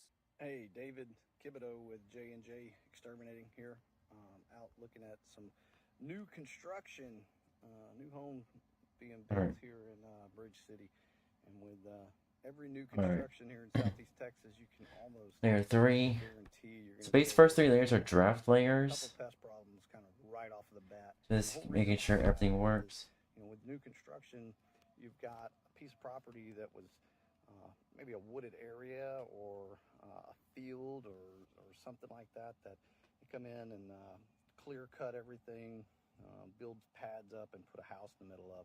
And of course, all of these insects and wildlife were already here, and you displace them from their homes to build your house, and boy, they like the air conditioning too. So I want to show you something. Check this out. As you can see, got some fire ants trailing up the side of the foundation. Who first? Going in this small mortar joint there. So on top of the paper mache house you just bought, you could add pest problems to that list as well. You really can't make this kind of stuff up. And right here we have one of the very extreme examples of someone not even being able to live in their home anymore because of the terrible quality control from the builders. This is what it looks like to own a $500,000 home that you cannot live in because it is full of mold. As of almost 4 weeks ago, we finally moved out, and let me tell you, since walking into this house today, I cannot believe we even survived here for 2.5 years. The smell is so god-awful. We are still in active lawsuit against Perry. Seriously, can't wait for this night. I put chat right here. Imagine paying The chat right $3,500 a there. month for a home you never got to enjoy. Imagine being sold a dream and being robbed of everything. Builders need to be held accountable. This video is the AC tech explaining how our AC was a faulty unit, completely oversized, exposed holes everywhere. That he's never seen something built so horrible. That wasn't the only reason our house had mold in it. and we heard the monthly mortgage payment they had, $3,500 for one of these homes. This was a Perry home, and one of the comments, Perry homes are just as bad as D.R. Horton. Now she's got to go through a whole lawsuit process, as well as finding another place to live, just completely messing up your whole life. Another comment from you guys that goes well with the next couple clips, and they want you to pay $600 now trying to implement the houses. Well, I got some examples that the actual that are way more expensive, and you still get building. that work. I don't think that one shower enclosure has actually passed this test this month. This sink is leaking. Gaps at the windows. Unfinished areas at the flooring. Holes are missing in this area. Some cosmetics here and there. The tub has chips and damages. This is unpainted. This has not been painted. Alright, there we go. Damaged. Stagnant water everywhere. Unfinished. For $875,000. It should be perfect. And again, I found tons of different examples. Another one up on screen, just running through all of the issues. $850,000 new construction build. We'll up it again. This clip on screen is a $1 million home with the same type of issues. Surprise, surprise. Some of the comments, do they even try anymore? Is there no more pride in workmanship? Doesn't look like it. Seems the builder needs to do a better final inspection before listing. Is this Texas? It just has the McMansion look, big houses, but made cheap. But the winner or loser, however you want to think about it, of this video is the clip up on screen, a $1.7 million flip. Over 90 items on the report. If I ever get to the point where I could buy an almost $2 million house, I want it to be an absolute fortress. And instead you're getting the same crap quality as we saw with the $400,000 home. I guess it's just even bigger square footage. The people who did this need to be criminally charged. Mold, fire hazard, collapsing balcony, mold. TikTok has taught me that 1, always get a home inspection done. 2, my toddler builds houses out of Legos that would pass the home inspection better than a lot of these professionals. But we'll finish off this video with a comment from you guys, and another clip that goes along with it. Just bought a 115-year-old house. I don't care what I have to replace. At least it was built when people took pride in their work. And ending this on a somewhat positive note, at least some people are waking up to that. We will not be buying anything that was built in 2024. My house was built in 1958, and I don't think I will ever buy a house that is any newer. Our house is like 1,300 square feet, but this place is a fortress. I will be on one side of the house and my fiance's on another, and I can't hear him talking to me because the walls are so thick. We have to command hook everything to the wall because it is impossible to get like a push pin in to put decor up because the walls are so thick. Watch. I'm trying as hard as I can, and it just won't go through. There's also something extremely comforting about the fact that this house has been here through the worst of storms of all time. Like, she survived Hurricane Andrew. She's good. Especially as a Florida girly and someone who sells real estate for a living, I just love something about an old Florida concrete block construction home. They're like legit fortresses. And if it's maintained well, there is no better indication of a home holding up for the future than one that has already held up for the past 66 years through the worst storms of all time. Yes, you'll have to update things along the way with an older house, but you can be pretty damn sure that this house is not going anywhere in the long run. My advice, buy the old house and then just upgrade the finishes to be whatever you want. So that's all I got for you guys today, and I'll talk to you guys later. Yeah, buying or renting old places better in the long term, even though some places may not be able to meet up to your standards, like space-wise, but like, yeah. Alright, let's see here. Let's get right into it. Number 9. The mystery of the vanishing potatoes. Here's a math problem that will break your brain. You've got 100 pounds of fresh potatoes sitting in front of you. These potatoes are 99% water, which means only 1 pound is actual potato stuff. Leave them out in the sun for a day. The water content drops by just 1%, from 99% to 98%. Put these slightly drier potatoes on the scale, they weigh 50 pounds. That's right, half the original weight is gone. This isn't some magic trick or measurement error. It's pure math. That 1 pound of actual potato stuff doesn't change, but now instead of being 1% of the total weight, it's 2%. If 1 pound is 2% of something, that something has to be 50 pounds total. The universe is playing a cruel joke on your common sense. Losing 1% of anything shouldn't cut it in half. But grab a calculator and the math checks out perfectly every single time. This paradox proves that sometimes the universe runs on completely insane logic. Number 8. The lie that breaks reality. Pinocchio stands in front of you right now.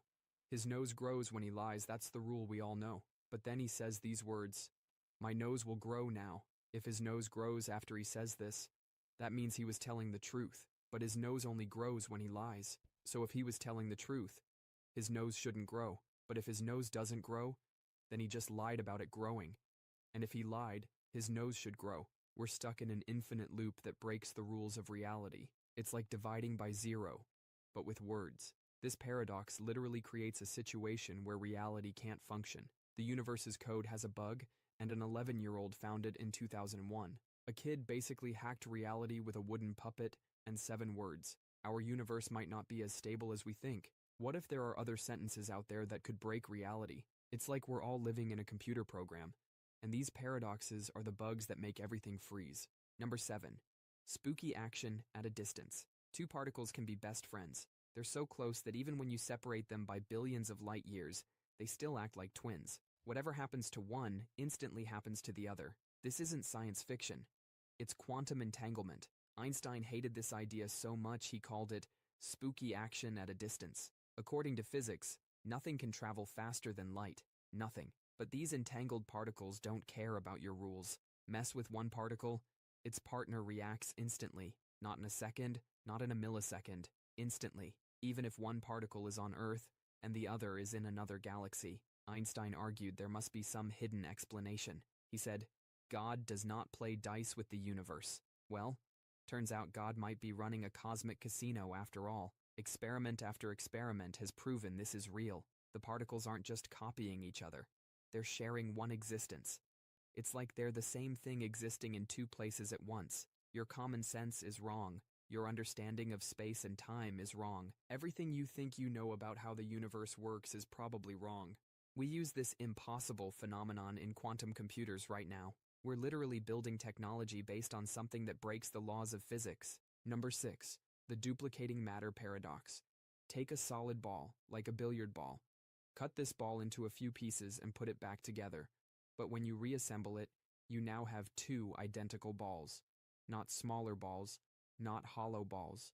2 perfect copies of the original ball. 2 mathematicians named Banach and Tarski proved this is actually possible. You're literally duplicating matter from nothing. This breaks every law of physics. You can't create matter from nothing. And you'd be right, this shouldn't be possible in our physical world.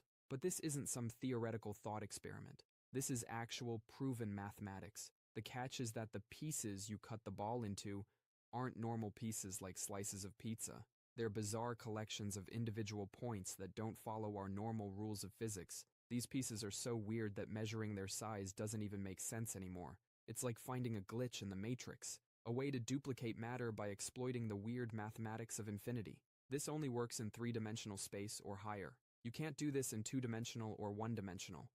It's like our 3-dimensional universe has this built-in duplication glitch that breaks the conservation of matter. It's like finding out there's a cheat code in reality itself. Number 5. The hotel with infinite rooms. A hotel has an infinite number of rooms. Every single room is full, not a single vacancy. A new guest shows up. In a normal hotel, they'd be turned away, but this isn't a normal hotel. The manager gets on the intercom and says, "Hey everyone, move to the next room number up." So the guest in room 1 goes to room 2 goes to room 3, and so on forever. And just like that, room 1 is now empty for the new guest. What if an infinite number of new guests show up? No problem. The manager just tells everyone to move to double their room number.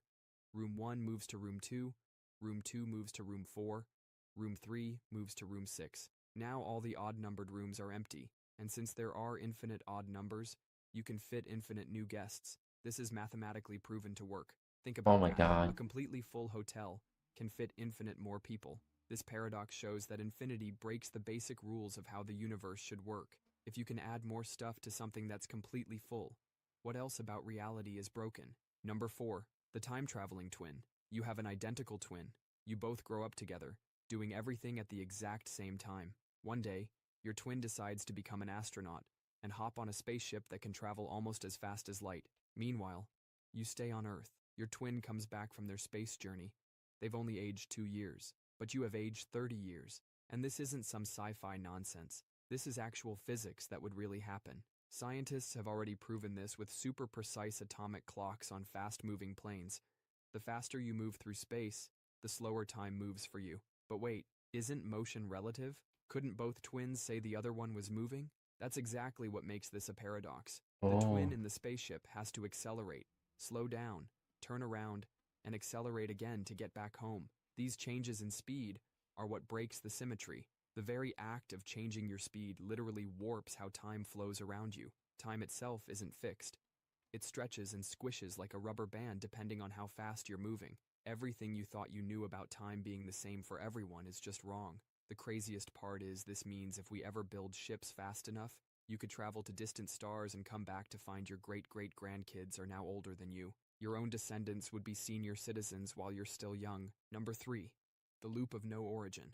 You're a scientist, and one day you get a letter in the mail. Inside is a formula that would revolutionize physics forever. The handwriting looks familiar because it's yours. The letter is from your future self. You use this formula to build a time machine, travel back in time, and give the same formula to your past self. But where did the formula actually come from? Your future self got it from your past self. Who got it from your future self? It's like a snake eating its own tail. There's no beginning and no end. This is called the bootstrap paradox, and it breaks everything we know about cause and effect. Every invention, every discovery, every idea has a starting point. Someone had to be the first person to think of it. But in this loop, the formula exists because it exists. It's like that one friend who shows up to every party, but nobody remembers inviting them.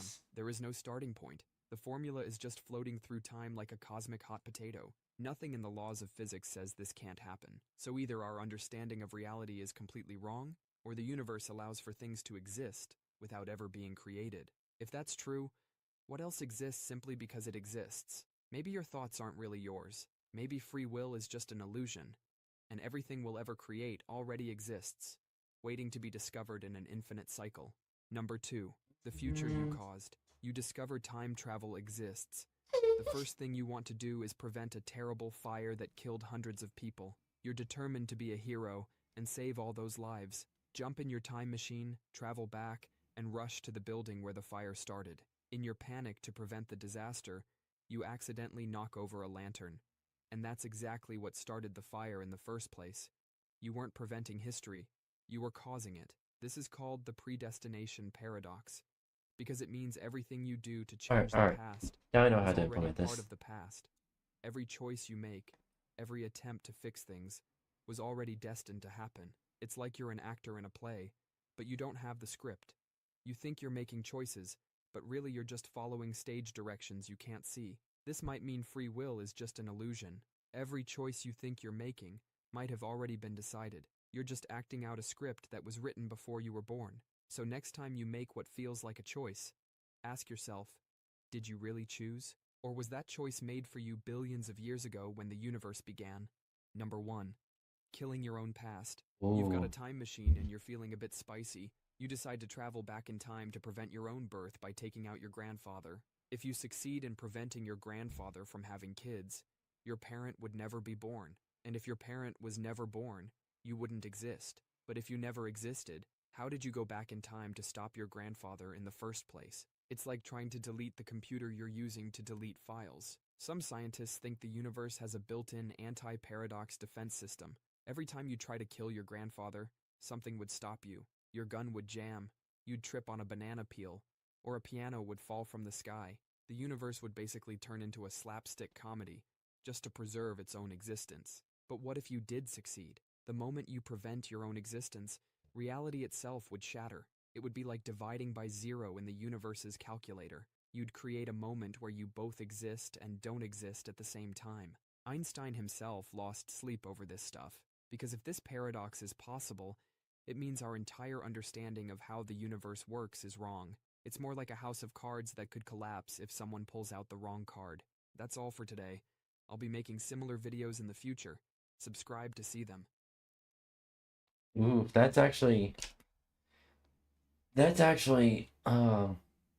Interesting. Imagine. Imagine.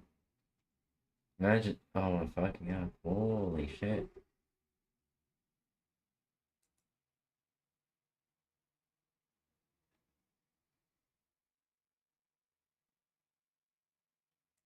Oh, should I save the photo? Save image as.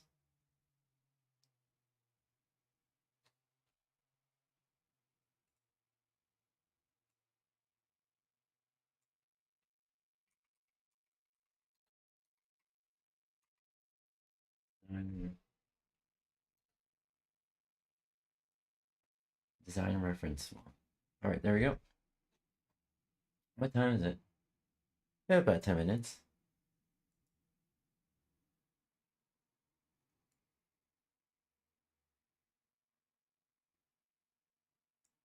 Alright.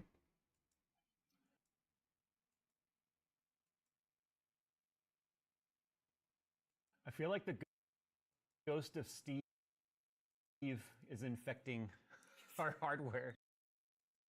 It is a payback for the wall.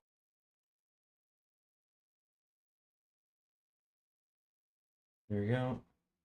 Hello. How are you? I'm drawing some stuff right now. How are you? Hi, hi.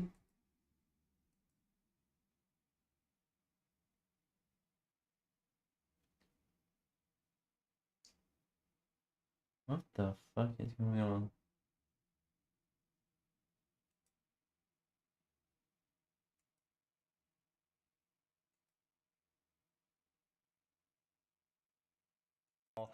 He didn't die or anything.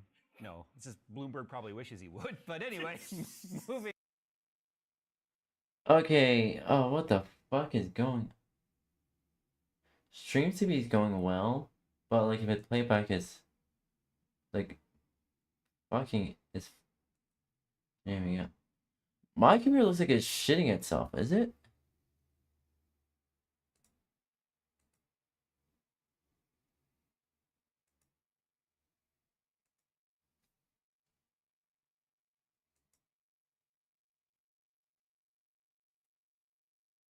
Yeah, it is fucking shitting itself.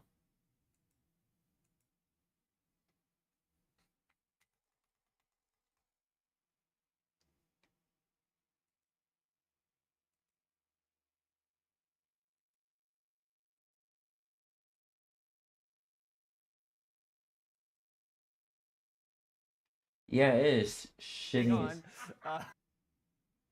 It is shitting itself. There you go. We have been continuing to try and work on our driver regression testing to see how drivers have. Okay, I might not be able to play the video. I may not be able to play the video. Because browser is shitting itself. Actually, the computer is shitting itself, probably. No, stream is fine. I don't know what's going on. And you. Okay, let's see here. Alright. Try work on this a little bit more.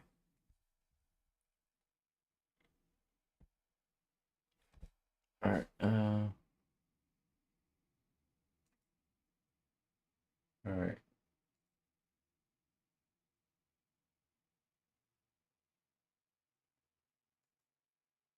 There we go. Okay, how am I gonna... I'm trying to see how I can draw the collar. Real quick. I think... Okay, so I think I'm now gonna have to draw the collar. Like that. It's gonna be V-neck-ish. It's gonna be V-neck-ish. And the collar tip... Or, gonna be...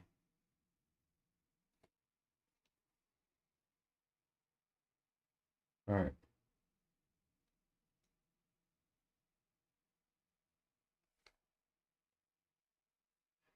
Yeah, and it's gonna be like this.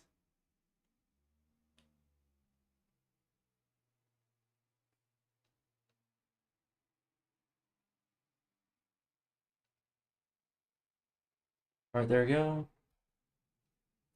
And color. And it's gonna be. Whoop. Okay.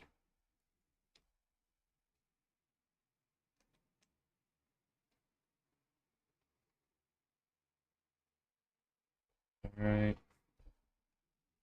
A little bit of racing over here. Alright.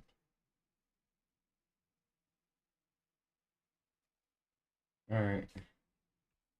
There we go. There we go. How's everyone doing? Everyone's doing fine? Alright.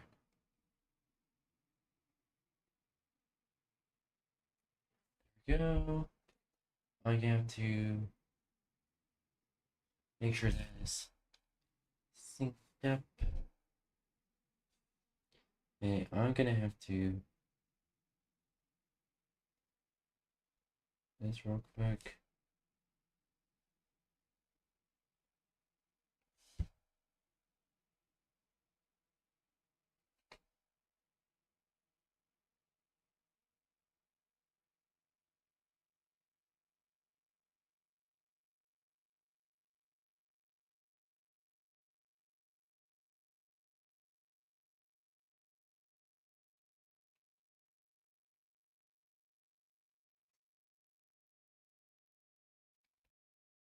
Yeah, it's kind of fucky wucky.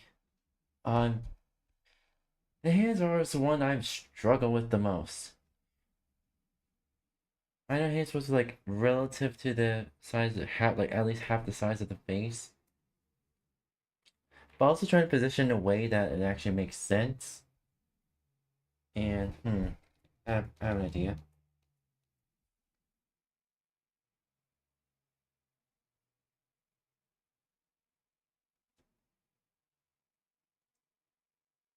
Okay, that's a bit better. It's a bit better.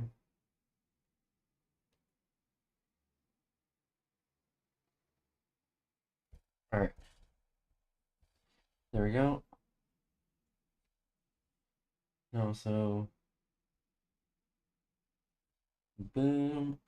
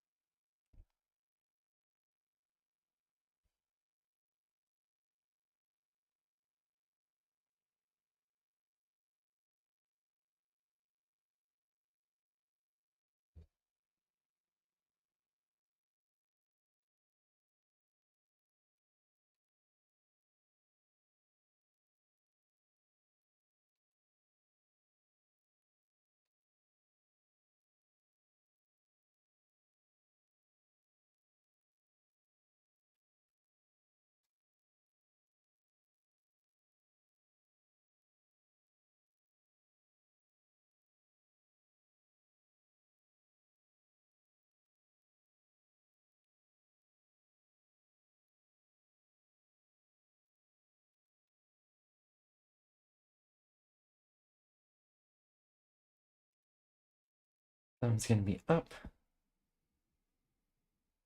Okay, that looks. I can't improve on that, but remember that each piece is an improvement from the last.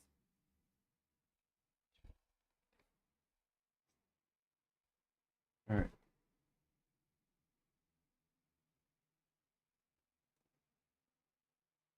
We can just do that real quick and then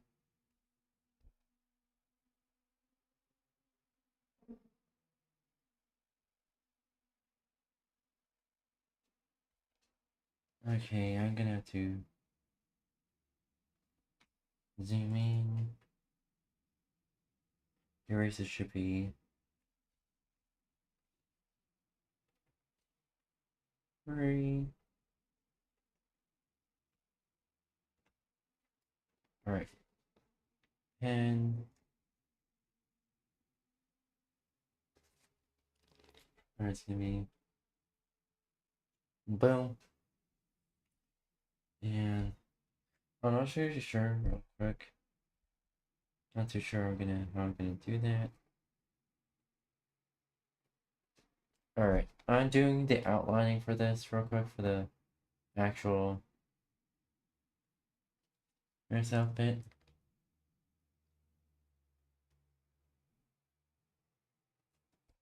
Alright. There we go. We're gonna need to do a little bit of erasing for the outliers there.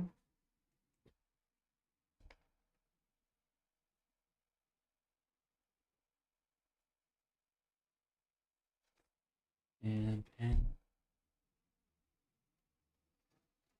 There we go.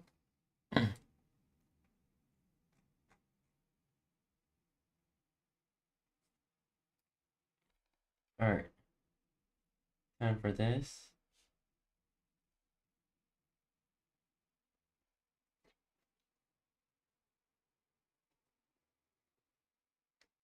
Alright.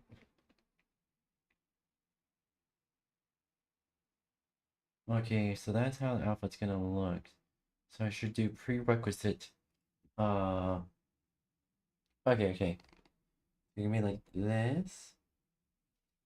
Hold on. Okay, okay. This. That.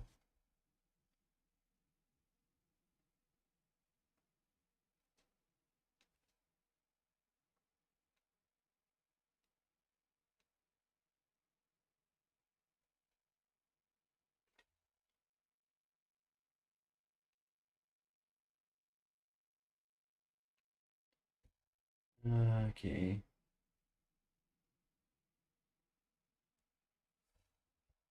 That makes a lot more sense.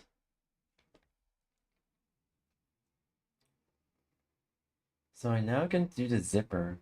Okay, that's gonna be a tough part. Match.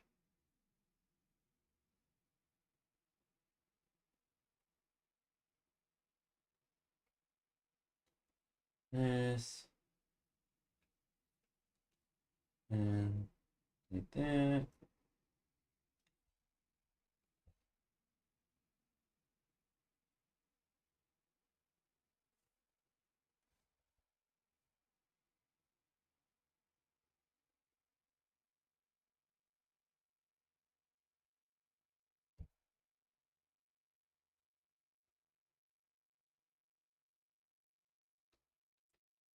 Okay.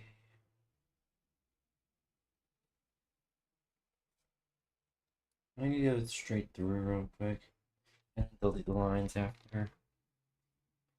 You don't have to go through the hands. 3,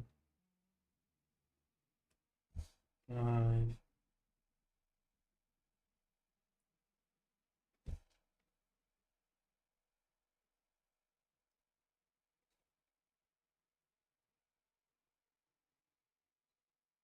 Yeah.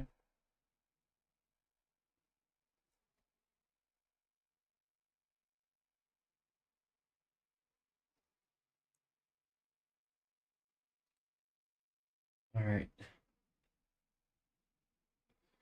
Alright, whew, okay, okay.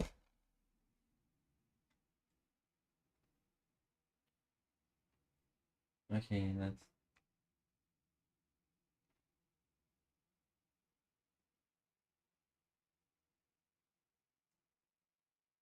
Top half done. Alright,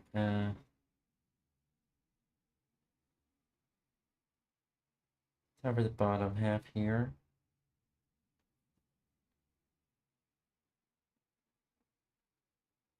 Oh, before I forget,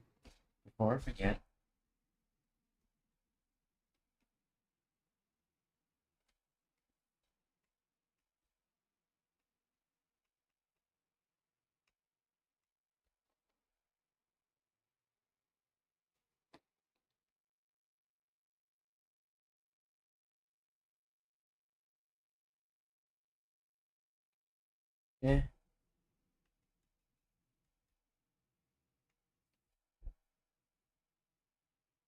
that looks better. And that A little bit of erasing here and there.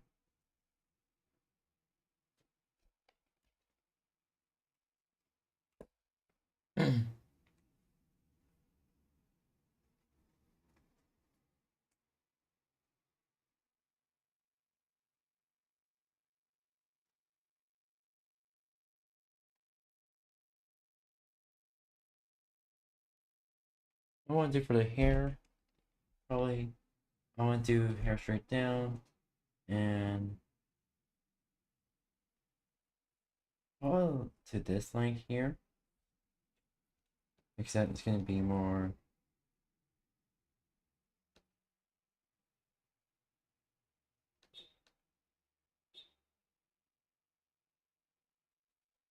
um,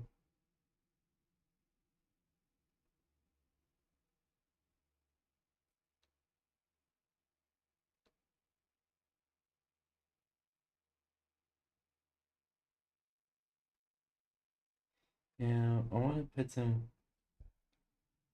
spiciness in the hair. There we go.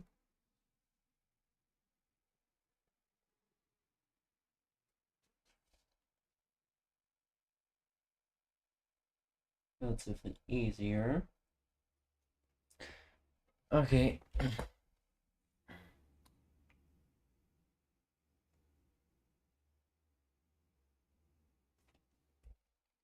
Alright, all I want to do is...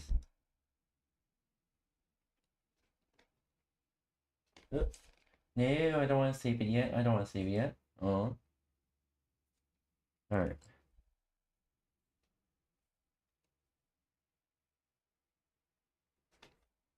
Here we go.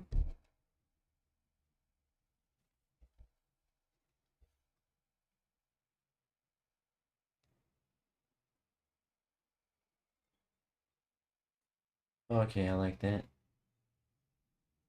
Alright, and what we need to do... some missing spots for here, there.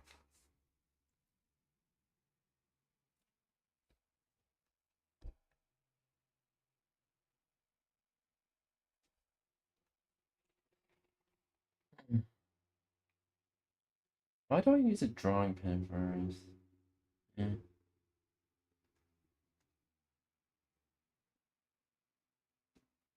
Oh, whatever.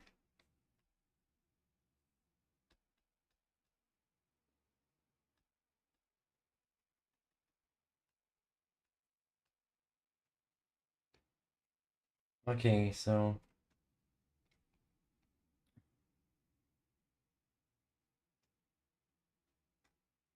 it's the difference between drawing pen and...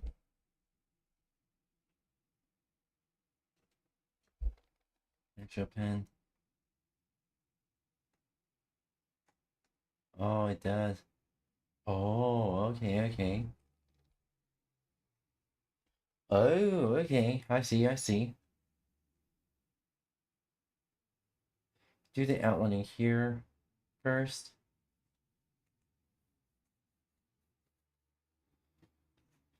I'm gonna do the outlining all over again.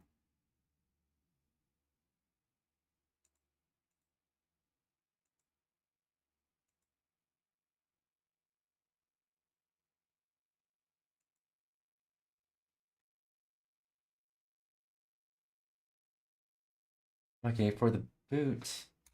Okay. Gotta search up some nurse boots here. Real quick. Nurse boots.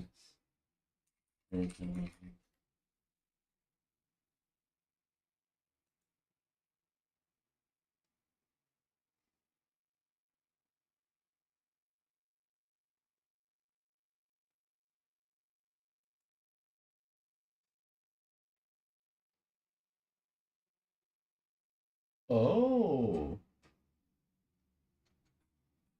Okay, I like that one.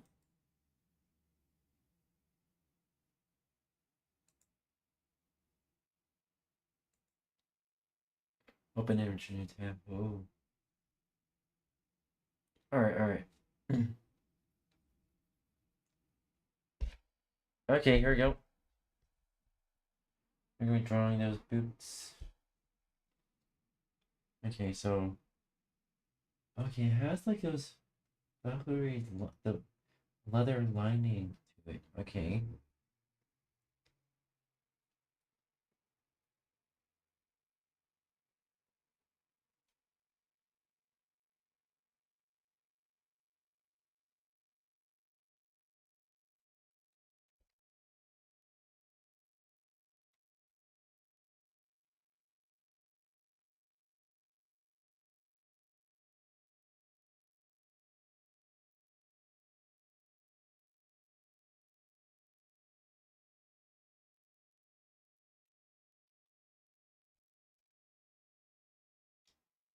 I don't want to edit brush, no.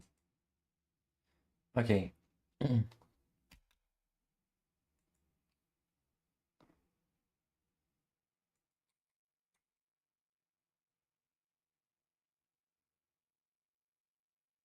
Alright.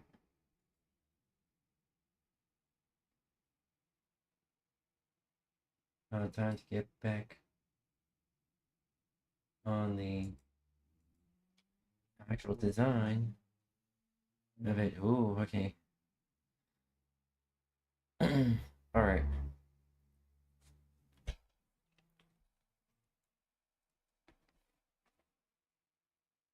Okay. I see how it is. Okay. Let me put in 4. Try with the relative design of the boots like this. Alright.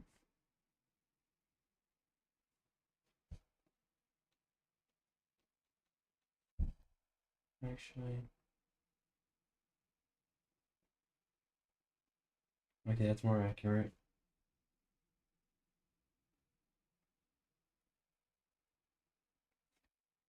Okay.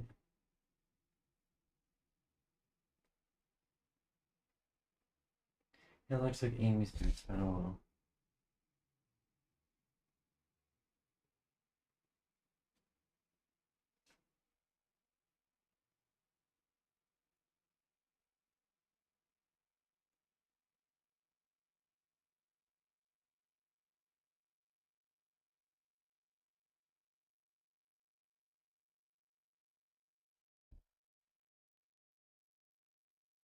What the fuck? Hold on. I just read something. Were these... Okay, so the boots I'm looking at here are like meant for like nursing boots and stuff like that.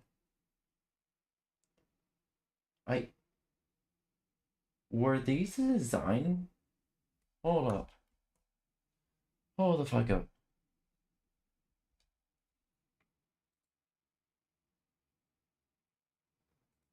Copy image.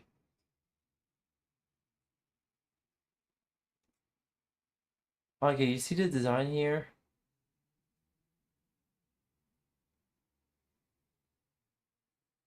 Hold up. Were these the shoes that were inspired? Were these the shoes and the inspiration for Amy's boots? I'm in genuine shock if that's the case. Okay. Okay. Alright. And 4. Am I actually hitting the settings button? Am I actually hitting that? Alright. Alright. I see where lining is coming from. Yeah, I'm accidentally hitting the settings button when I'm trying to. Alright.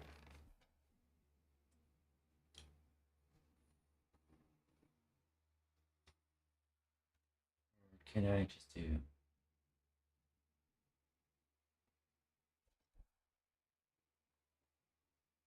that real quick? That real quick. And then I see, so it's gonna be also stretching out from here as well.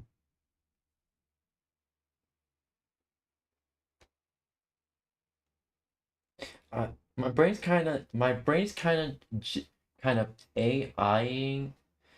My brain's kind of generating what could look from the front, based on what I'm seeing on the sides here.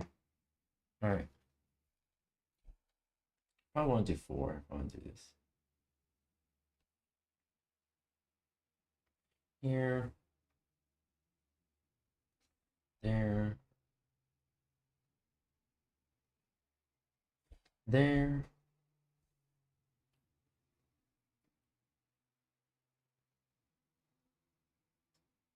Layer there. There. There.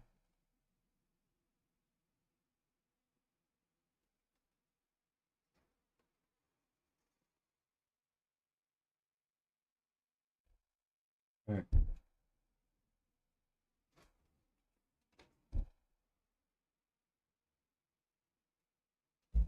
There.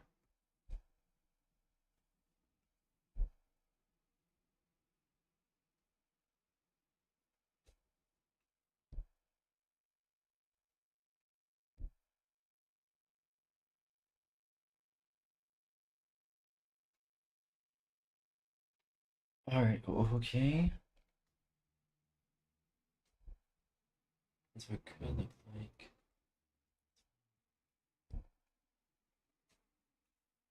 All right. Oh.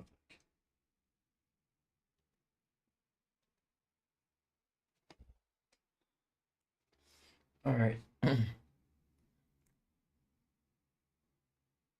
On the side, I could just flip the image.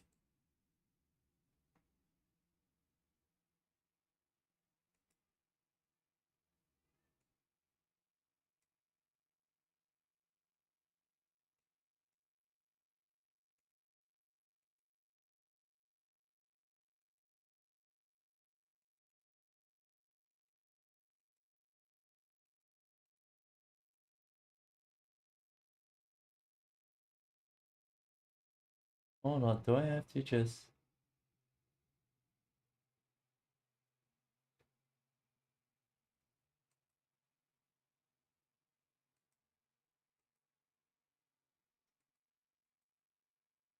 All right.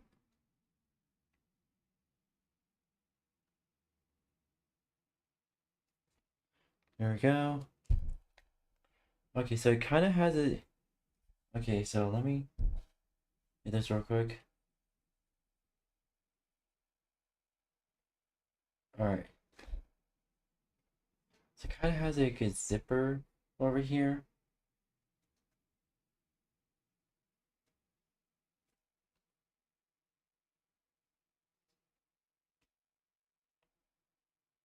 And...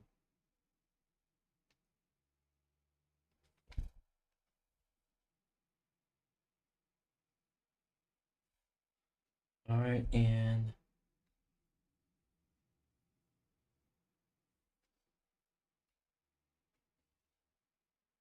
And the zipper kind of just goes all the way down. Let me... Project design for the boot here. Alright, so it does have like... Alright. Alright, so...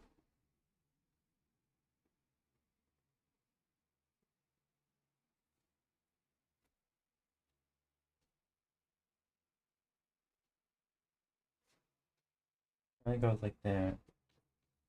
The straight line.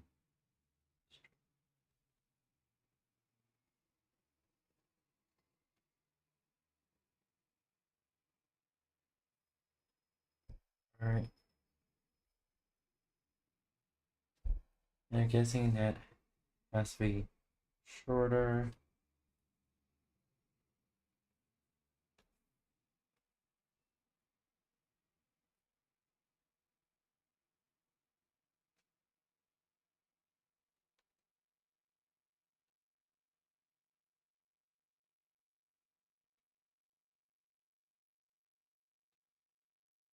Alright.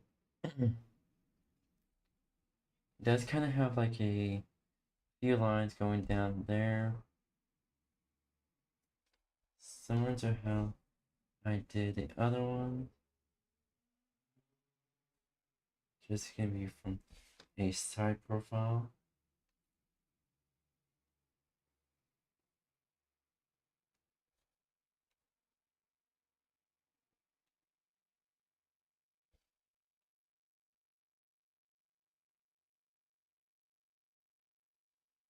Okay, and the zipper. How detailed do we want to make the zipper?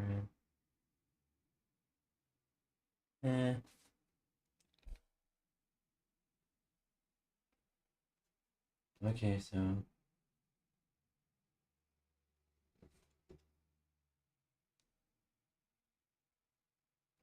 not too detailed, keep it relatively simple.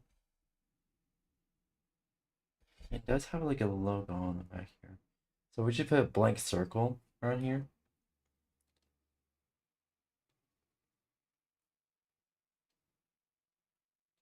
Put a blank circle there, because why not?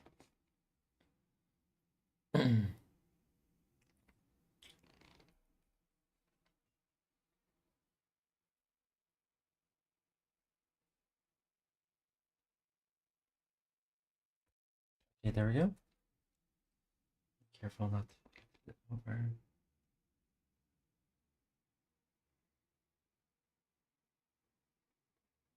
This design. Okay, this design has a few quirks as well. We're gonna have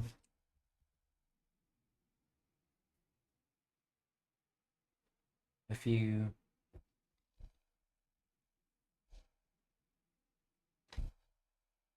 Alright. It's not exactly a line, but okay. There we go. Yeah, side profiles in there. Okay. Okay.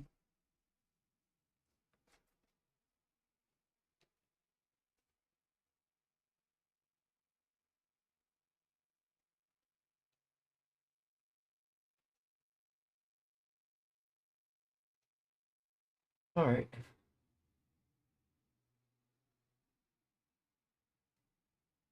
I believe it will also have a zipper on the side.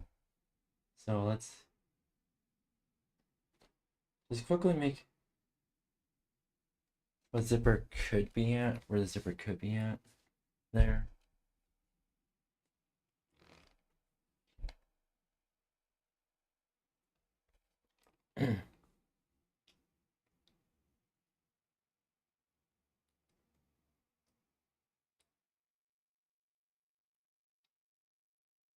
And the zipper is a little bit off, but it doesn't really matter that much. And now time for her. The rest of her legs.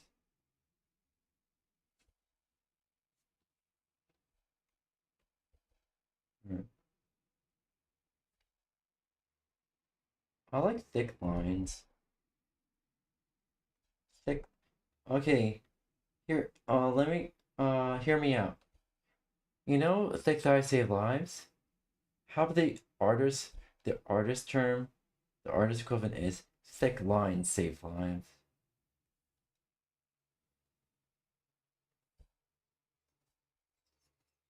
Eh?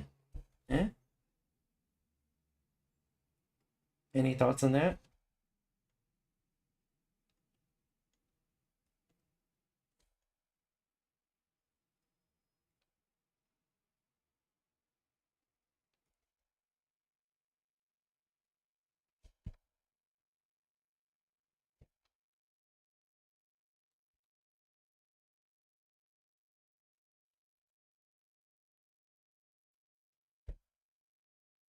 Alright, kind of wonky. Legs kind of wonky though.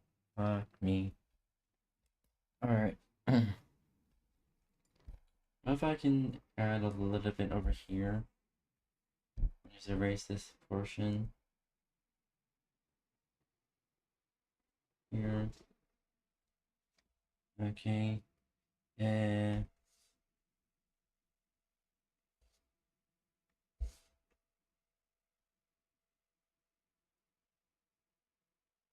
okay, and then use this. All right.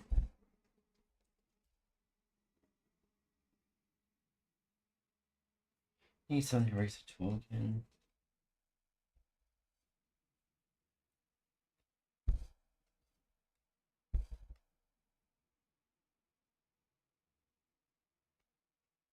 All right. Ooh.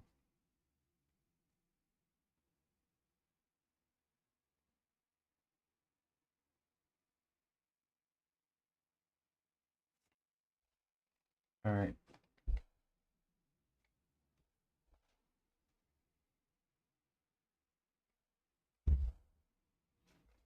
Let's see here. What it looks like now.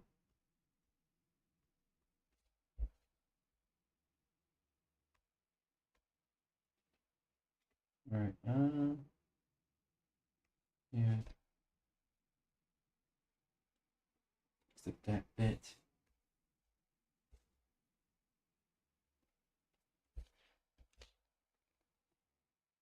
Well, I want to put on some hair accessories maybe later. If I want to. For now. I think it turned out alright for the progress we made.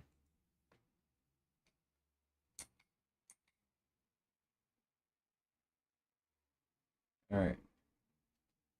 Fine. Alright. So, we worked on that quite a bit.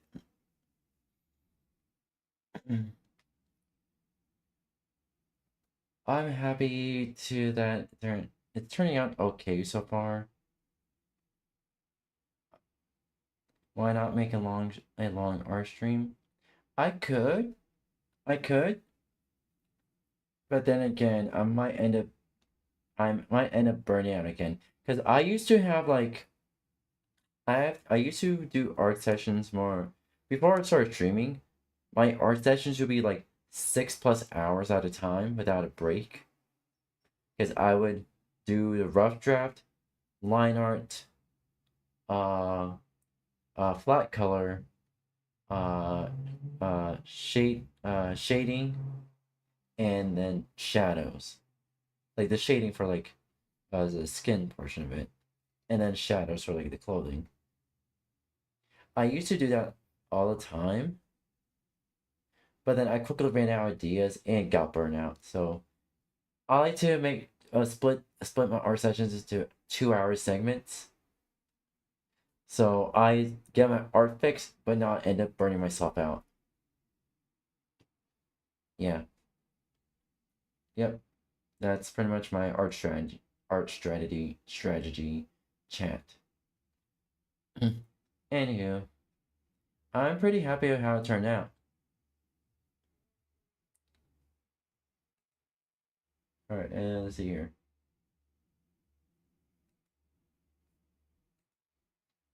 Alright. Well, that was a fun art stream. I'm happy how my art turned out so far. And I want to say, thank you for joining today's stream. Thank you for watching today's YouTube video.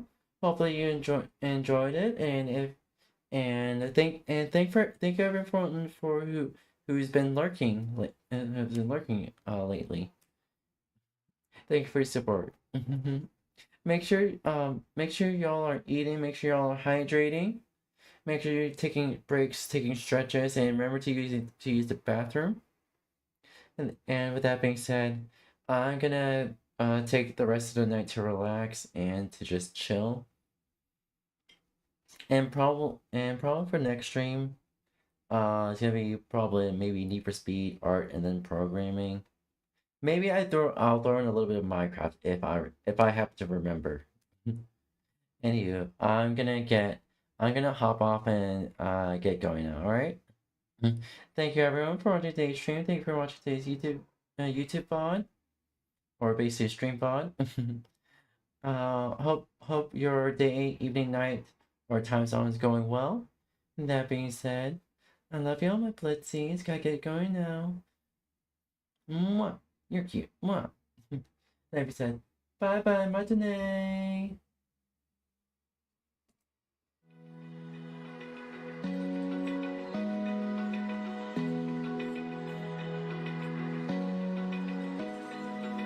Open eye, feel the waves cut through me, hypnotized by the sounds I'm breathing in. Hold tight, chemicals collide.